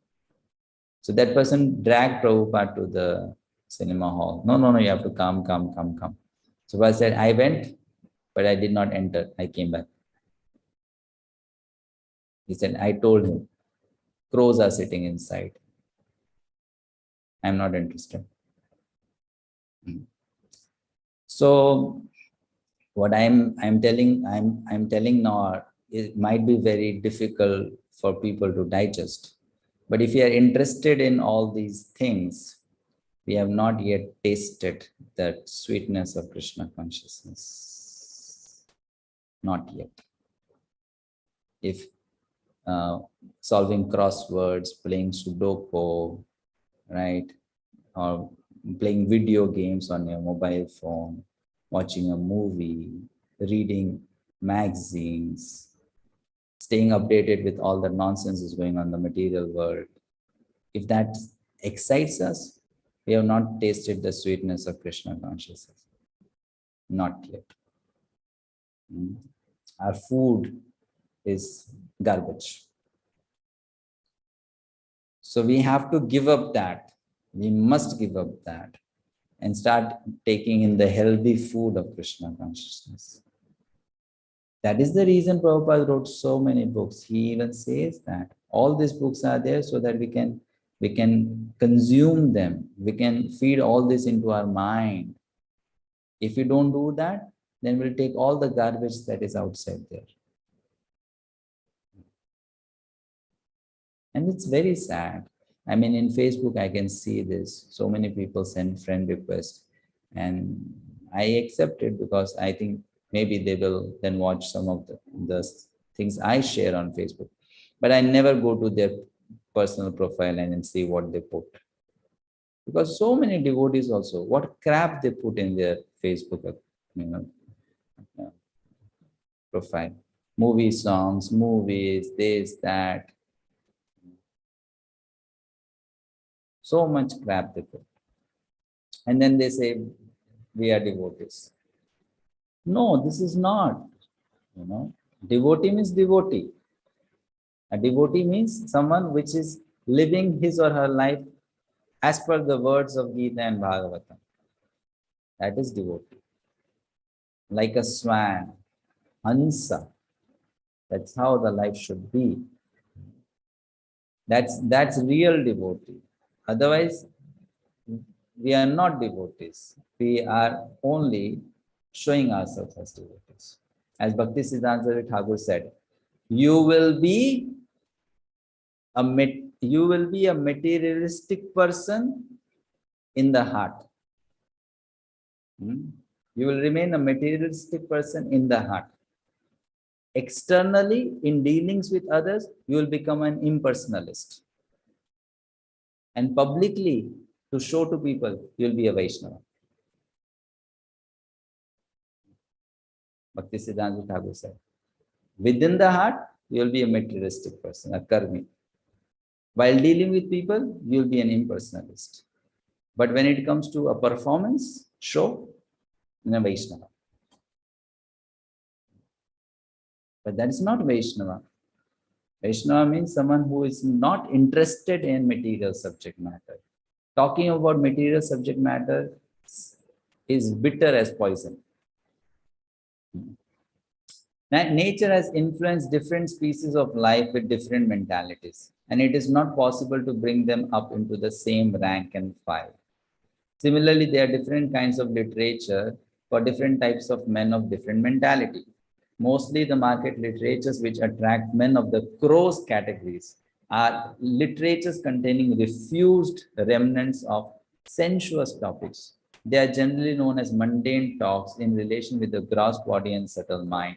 They are full of subject matter described in decorative language, full of mundane similes and metaphorical arrangements. Yet with all that, they do not glorify the Lord. Such poetry and prose on any subject matter is considered decoration of a dead body. Spiritually advanced men who are compared to the swans do not take pleasure in such dead literatures, which are sources of pleasure for men who are spiritually dead. These literatures in the modes of passion and ignorance are distributed under different labels, but they can hardly help the spiritual urge of the human being, and thus the swan-like spiritually advanced men have nothing to do with them. Such spiritually advanced men are called also Manasa because they always keep up the standard of transcendental voluntary service to the Lord on the spiritual plane. This completely forbids fruitive activities for gross bodily sense satisfaction or subtle speculation of the material egoistic mind. Social literary men, scientists, mundane poets, theoretical philosophers, and politicians were completely absorbed in the material advancement of sense pleasure, all dolls of material energy. They take pleasure in a place where rejected subject matters are thrown. According to Swami Sridhar, this is the pleasure of the prostitute hunters.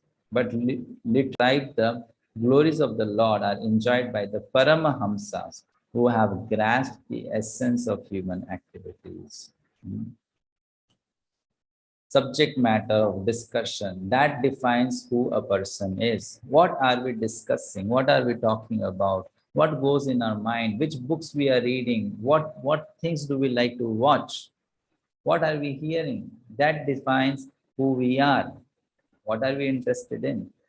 Even in Krishna consciousness, what kind of classes we like to hear? Do we just like to hear classes of people who will crack jokes and make us laugh? Are we only interested in hearing those classes where we are telling how Muslims are not correct, Christians are not correct, the Hindus are correct? What kind of classes do we like to hear?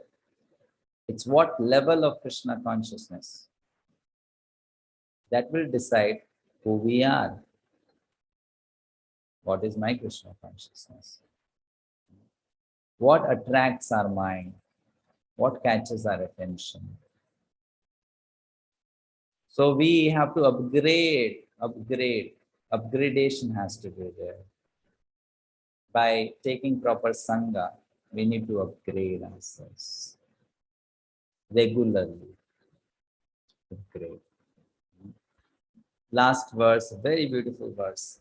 Tadvag visargo janatag viplavo yasmin prati shlokam abhatthavatyapi namanyanantasya yashongitaniya shinvanti gayanti grinanti sadhavaha. Beautiful shloka. Prabhupada put it on the first page of Srimad-bhagavatam, because he wanted to say that though he may not have perfectly compiled Srimad-bhagavatam, but great people will rejoice while reading this scripture. Shinvanti gayanti grinanti sadhavaha. And this is what we should know. Actually, sometimes I feel so sorry to hear devotees talk that they decide a content on the basis of number of likes and views. That is foolishness. That is stupidity. You can't decide the level of a content just by how many people like it. There are fools outside there. If they like something, it doesn't become good. Right? Or if they dislike something, it doesn't become bad. So a Vaishnava, if that person is speaking something or singing something, it's not for people to decide whether this is nice or not. Once someone was telling me that I follow your channel so much, I like everything that you post. So I said, if you don't like, then what I speak, will it become wrong? And if you like, then will I get a reward for that? No. So whether you like or not, I have done my job. What matters to me is, if I am doing something, whether Krishna likes it or not, Prabhupada likes it or not. And if they don't like me, they'll slap me. And if they like, they'll pat me. But that's between them and me. Whether you like or not like, how does it matter? Of course, if you are a Vaishnava, and if you like, then that's good. But if you're not, if you're a common person, and you say, I liked it, who cares? So, as devotees, we should know, sometimes people become so much disturbed. I posted something and no one liked, no one shared. Why you should be so much concerned about it? And let's say if you have thousands of subscribers, don't think that you have become a great person. Because there are great fools out there. Great fools, big crows. If they like something, that doesn't become good. That doesn't become good. It is what here Prabhupada will say this. We should know who appreciates.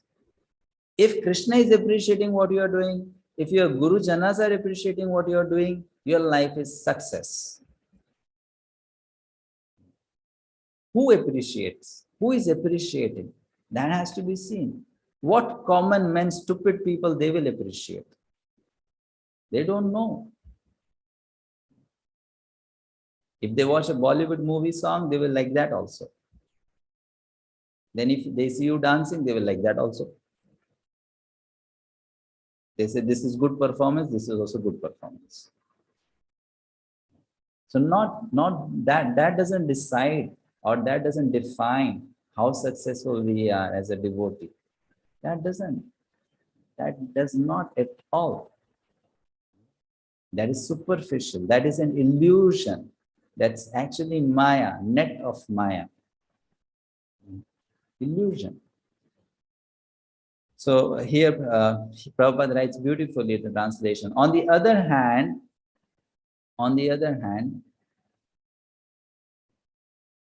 that literature which is full of description of the transcendental glories of the name, fame, forms, pastimes, etc., of the unlimited Supreme Lord is a different creation, full of transcendental words directed toward bringing about a revolution in the impious lives of this world's misdirected civilization.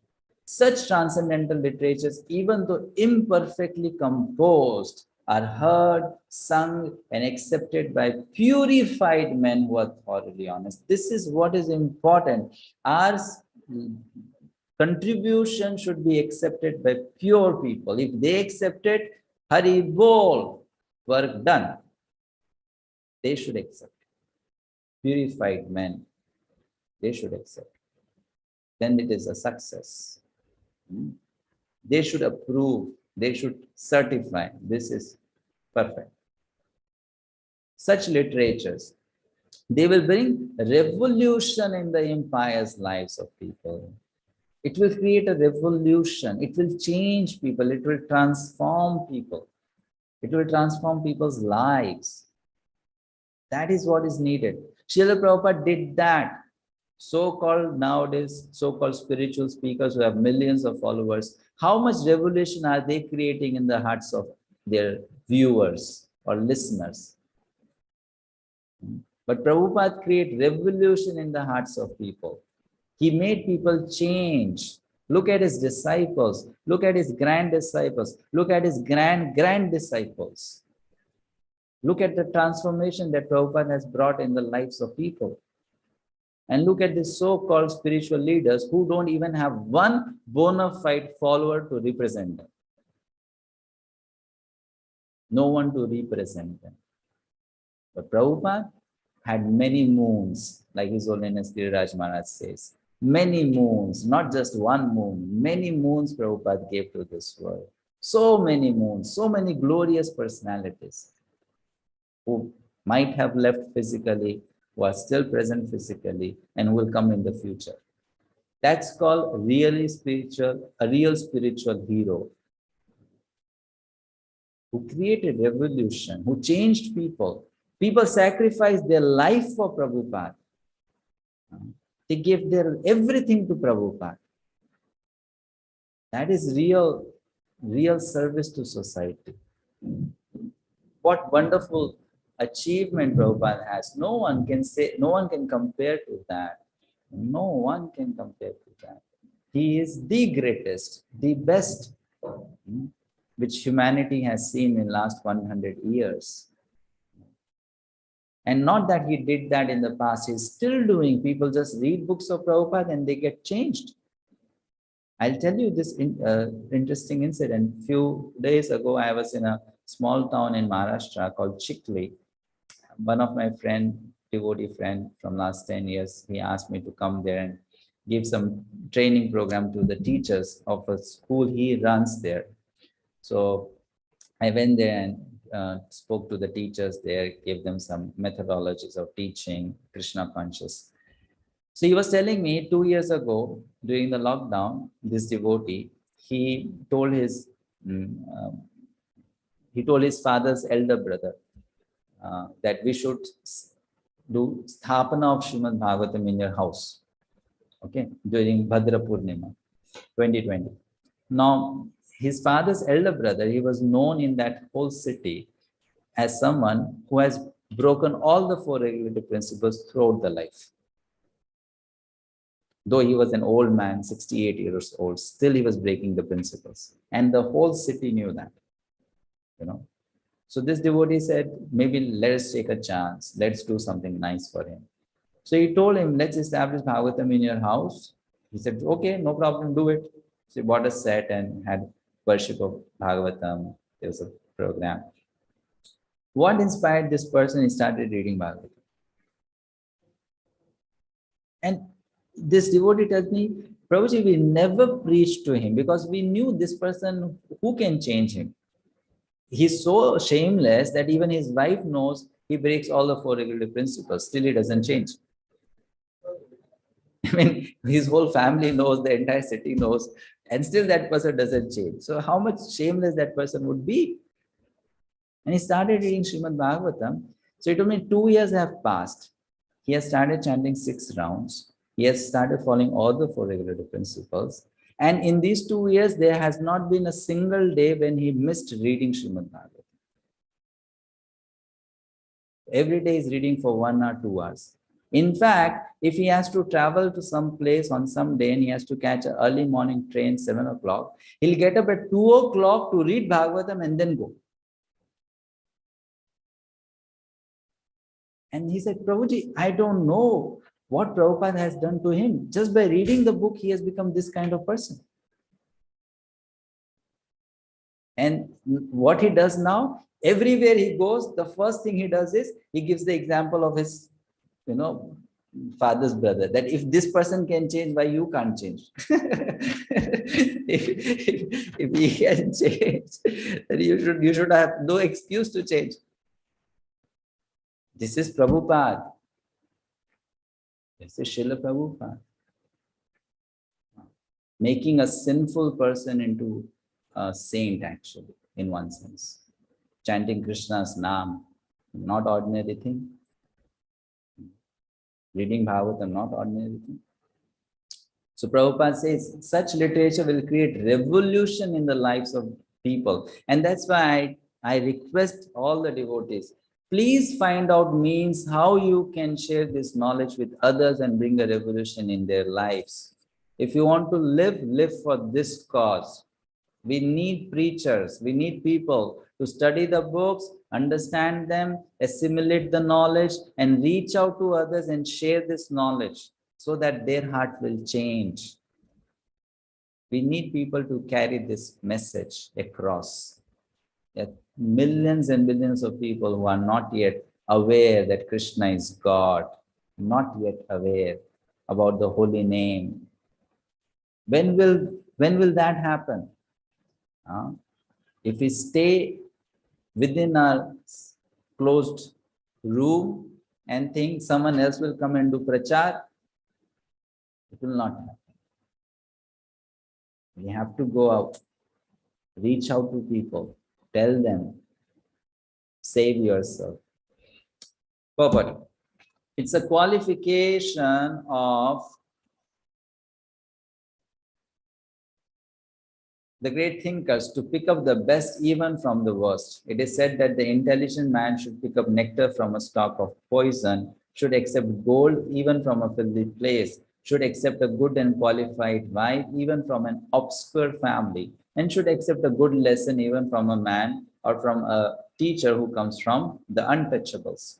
These are some of the ethical instructions for everyone in every place without exception. But saint is far above the level of an ordinary man. He is always absorbed in glorifying the Supreme Lord, because by broadcasting the holy name and fame of the Supreme Lord, the polluted atmosphere of the world will change. And as a result of propagating the transcendental literatures like Srimad-bhagavatam, people will become sane in their transactions. While preparing this commentation on this particular stanza of Srimad-bhagavatam, we have a crisis before us. Our neighboring friend China has attacked the border of India with a militaristic spirit. We have practically no business in the political field, yet we see that previously they were both China and India, and they both lived peacefully.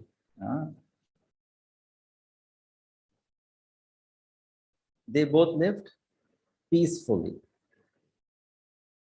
for centuries without ill feeling. Okay, yeah. The reason is that they lived those days in an atmosphere of God consciousness, and every country over the surface of the world was God-fearing, pure-hearted and simple. And there was no question of political diplomacy. There is no cause of quarrel between the two countries, China and India, over land which is not very suitable for habitation. And certainly there is no cause for fighting on this issue. You see, people are crazy. Prabhupada is mentioning such a beautiful point that why fight for a land where you cannot live? And same thing going on with India also, Pakistan. Fighting for a place where no one can live. And why that happens? Because people are not sufficiently interested in God consciousness. This is happening in China since last 8 months. I'm doing some preaching seva in China online. So they don't have any social media platform what the other world use. They don't have YouTube, they don't have WhatsApp, they don't have Facebook, they don't have Google. They have their own system. So on their system known as Bilibili, I got one account open through one of my students and we posted some videos. So recently in one class which I gave with Chinese translation, the talk was about Krishna or God. And as soon as we uploaded the video was banned. Why? It's talking about God. It's happening there. You cannot use the word God. If you use, you'll be blacklisted. Chinese government is so bad that if they come to know you are in their blacklist and your plane is going over their country, they can make that plane stop, take you down, put you in the jail. They are so fanatic about it. Crazy. So Prabhupada says, people are not interested to know about God, and that's why they don't change. There is no transformation of heart. They don't want to hear about God. But due to the age of quarrel, Kali, which we have discussed, there is always a chance of quarrel on slight provocation. This is due not to the issue in question, but to the polluted atmosphere of this age. Systematically, there is propaganda by a section of people to stop glorification of the name and fame of the Lord. There is a propaganda. Therefore, there is a great need for disseminating the message of Srimad-bhagavatam all over the world. It is the duty of every responsible Indian to broadcast the transcendental message of Srimad-bhagavatam. It is the duty. This is what Indians are supposed to do. But now Indians are only interested in making money by going to US. How can we become rich? All the Brahmanas becoming Shudras, working in IT companies. That's what Indians want. How can we become rich, materially more qualified, successful, big skyscraper buildings? That's all. But Indians are not meant to do that. Someone who has got a birth in India, Krishna gives such a wonderful opportunity to that person to go have a dip in Ganga, to go have a dip in Yamuna, to go to the holy places, to associate with the sadhus, to do tapasya. But there are so many Indians who have not even seen Ganga in their life. Never visited Vrindavan. Never gone for a holy pilgrimage. That's why Prabhupada was very unhappy with Indians. You are hopeless people, useless people. You have been given so much, but you are not utilizing it. He was not happy with Indians.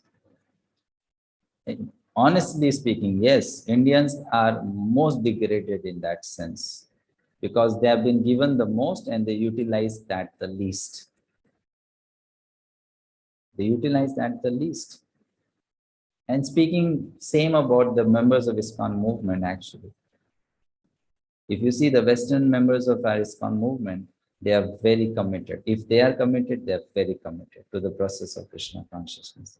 They don't accept it as a part-time activity. They accept it as full-time. For them, Krishna consciousness is full-time. Not that it's a part of our culture. So let's join 4 hours a day, 2 times a week. No, they accept it wholeheartedly. This is what we want to do in life.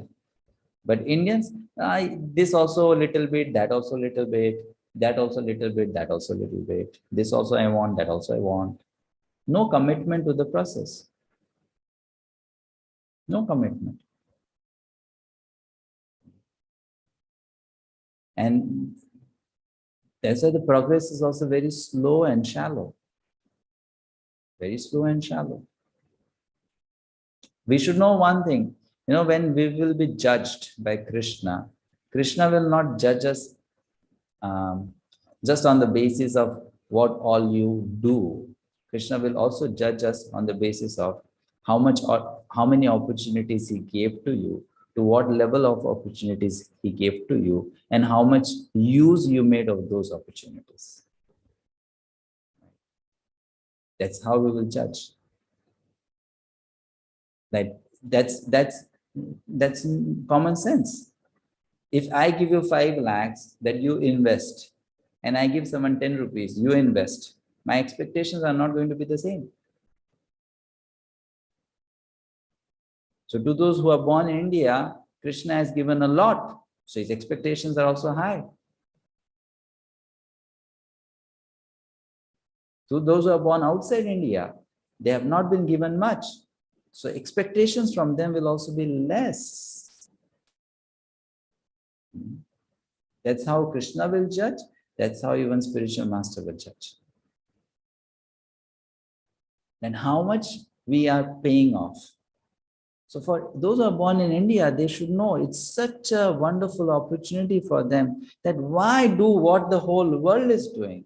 There are so many engineers. There's no dearth of engineers. There's so many doctors. We don't need any more doctors. There's so many CAs, MBAs, this and that. We need preachers of Srimad-bhagavatam and Bhagavad-gita. We need universities to teach Bhagavatam and Gita. We want courses, education based on Bhagavatam and Gita.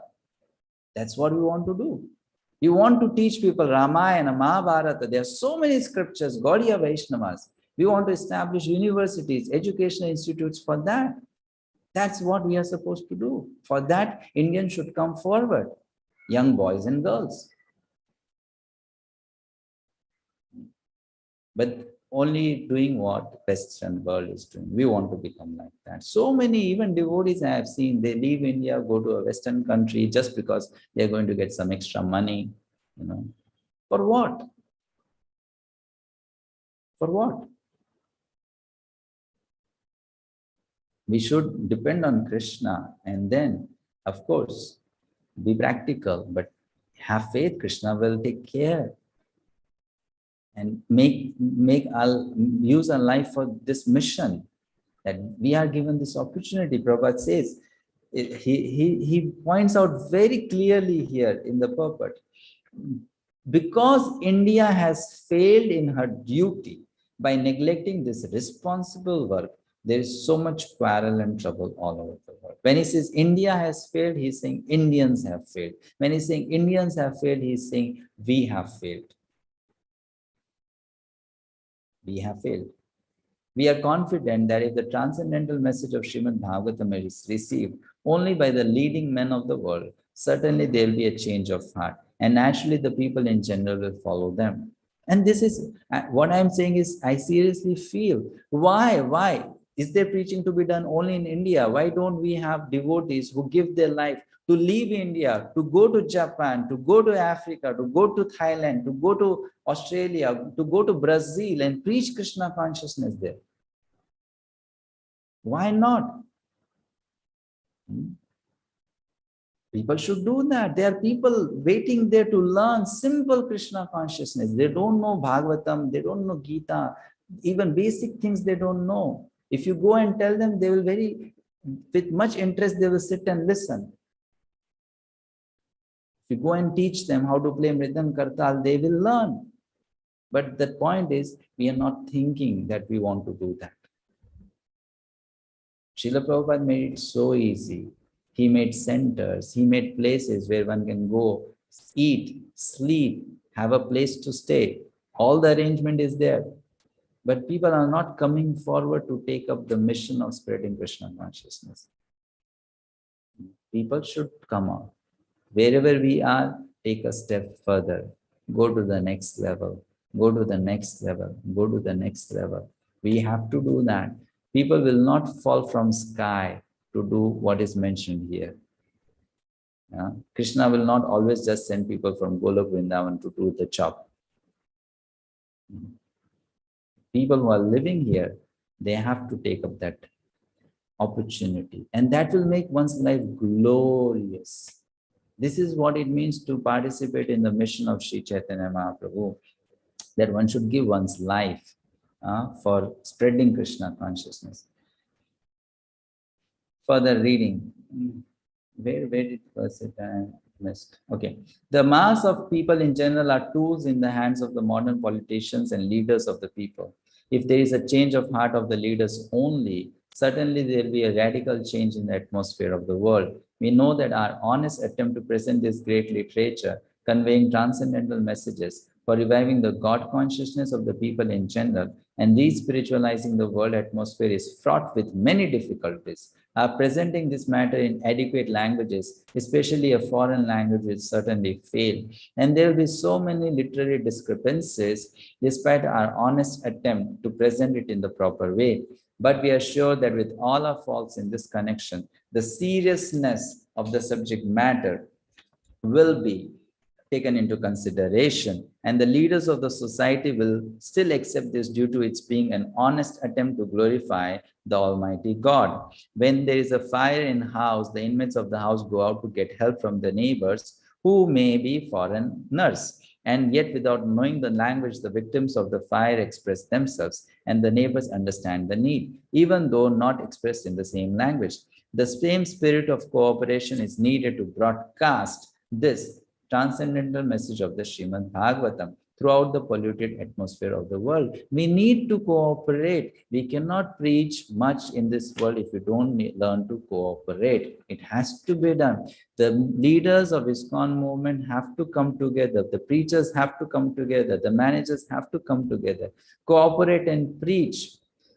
It cannot be done by one man. It cannot be done by one person. Not possible. We are too small and tiny.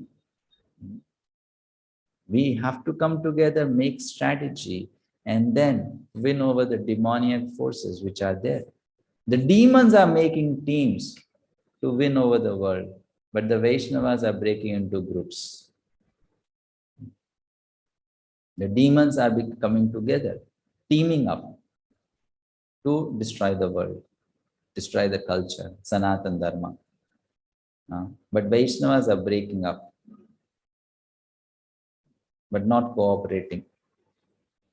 After all, it is a technical science of spiritual values, and thus we are concerned with the techniques and not with the language. If the techniques of this great literature are understood by the people of the world, there will be success. When there are too many materialistic activities by the people in general all over the world, there is no wonder that a person or a nation attacks another person or nation on slight provocation. That's the rule of this age of Kali or quarrel. The atmosphere is already polluted with corruption of all description, and everyone knows it well. There are so many unwanted literatures full of materialistic ideas of sense gratification. In many countries, there are bodies appointed by the state to detect and censor obscene literature. This means that neither the government nor the responsible leaders of the public want such literature, yet it is in the marketplace because the public want it for sense gratification. The people in general want to read, but because their minds are polluted, they want such literatures. Under the circumstances, transcendental literature like Srimad-bhagavatam will not only diminish the activities of the corrupt mind of the people in general, but also it will supply food for their hankering after reading some interesting literature. In the beginning, they may not like it because one suffering from jaundice is reluctant to take sugar candy. But we should know that sugar candy is the only remedy for jaundice. Similarly, let there be systematic propaganda for popularizing reading of the Bhagavad Gita and the Srimad-bhagavatam. Systematic propaganda has to be there to make it popular, which will act like sugar candy for the jaundice-like condition of sense gratification. When men have a taste for this literature, the other literatures which are catering poison to society will then automatically cease. We are sure, therefore, that everyone in human society will welcome Srimad-bhagavatam, even though it is now presented with so many faults for it is recommended by Sri Narada, who has very kindly appeared in this chapter. So the missionary spirit has to be in everyone. Even if you're a housewife or you have a job, everyone should have it. You're old, you are young. Christians, I appreciate Christians for this, that they are very missionary in nature. They want to do something and they take it up. And they don't really mind what role they play. They can be housewives, they can be working man or woman. They have a very systematic way of reaching out to people, sharing their knowledge. You can see so many groups, specifically Jehovah's Witness, they do it so well, educated people, reaching out their neighbors, the co-workers in the company, and then systematically bringing them into their group. But devotees, they're not interested. Why should we share Krishna consciousness? What's the point? Not interested to share. We must share. We should look for opportunity. How can I give? And we should know one thing. The more we will share Krishna consciousness, the more Krishna will give us Krishna consciousness. The more he will give, the more we will share. Whatever we have received, Krishna will provide more, because that's how Krishna rewards. He doesn't reward the misers. He doesn't reward the misers. He rewards those who are givers. Take the pain to give. So we must give. Whatever little we have received, we have tasted it, we have liked it, we are happy by it, we should share. That you take, you will also be happy. We must give. So when we give, Krishna will say, oh, you gave? I'll give you more. I'll give you more. I'll give you more. So they will receive and they will benefit it, and Krishna gives you more. So we have to give. Yes, that will be there. Opposition is always there. That should not discourage us. If there is no opposition, we'll not become strong. So opposition is sometimes Krishna's plan to help us grow and get stronger. We should know one thing, that when there is opposition from the members inside the society, that is Krishna's arrangement to make us strong. Because opposition, whether it's from outside or inside, it is to help us. To help us. That's a part of Krishna's plan, that a person has to grow. If there are no challenges, one will not grow. If there are no oppositions, then one will not pray deeply, cry deeply, look for one's own anarthas. So it's a part of Krishna's plan that, okay, if it's so easy for you, then you won't really change. So it has to be difficult for you. If it's difficult for you, then you are going to work harder. You'll sleep less, you'll eat less, you'll be more absorbed, you'll be always planning, meditating, begging for mercy, begging for help. So then this will make you more pure. So in a Vaishnava's life, if there is an opposition and another Vaishnava is causing it, Prabhupada writes that in his books, that a Vaishnava should see this as an opportunity to purify oneself. It's for my purification that Krishna has put me in this situation. So this will happen. This will happen. That's how one gets purified. For anyone who is sincere, we should have faith that no matter what is going around within the society, outside the society, Krishna will help us. And Krishna is helping us. And Krishna is also helping others to rise from their level. All right, thank you so much for the attendance, and I'm really sorry I took it over time, went 20 minutes over time. But I really wanted to emphasize on this, that our members have to come forward to take up preaching seva in the mission of Prabhupada. We don't have to remain backbenchers all life. Come forward. It's not that everyone should become a preacher like Prabhupada, traveling all over the world, circling the globe 14 times. but the spirit should be there. That fire should be there. That I want to share Krishna Bhakti with others. You know? Even if you are able to give to one person, Sri Chaitanya Mahaprabhu will be so happy, so happy. Please try to understand. Sri Chaitanya Mahaprabhu came to this world to save people of this world.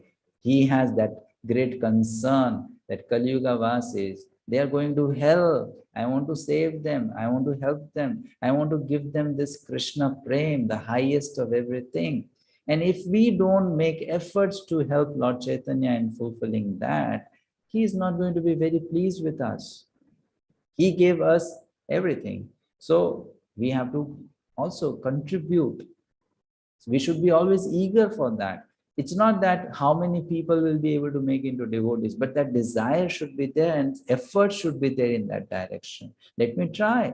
If I get a chance, let me give a book to someone. What's so difficult about it? Keep 10 small books in your handbag.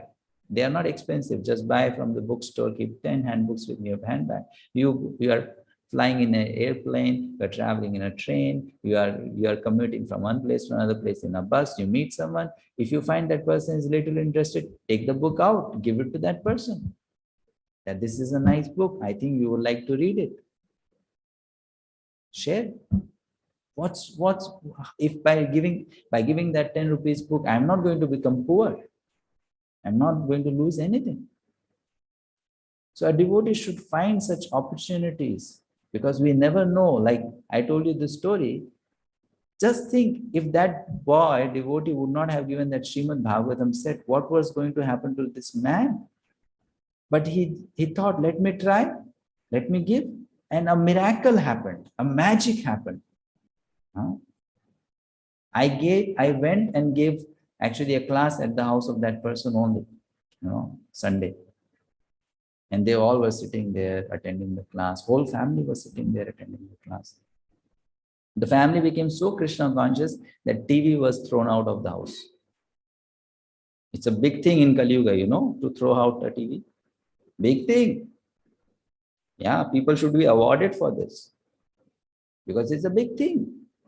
You may say, I don't want TV, but then someone else in the house will say, no, we need TV. If TV is not there, we are going to die. But a whole family says we don't want TV. This is a big, big thing. Right? Big thing. And they did that. No TV. No one watches TV in the house.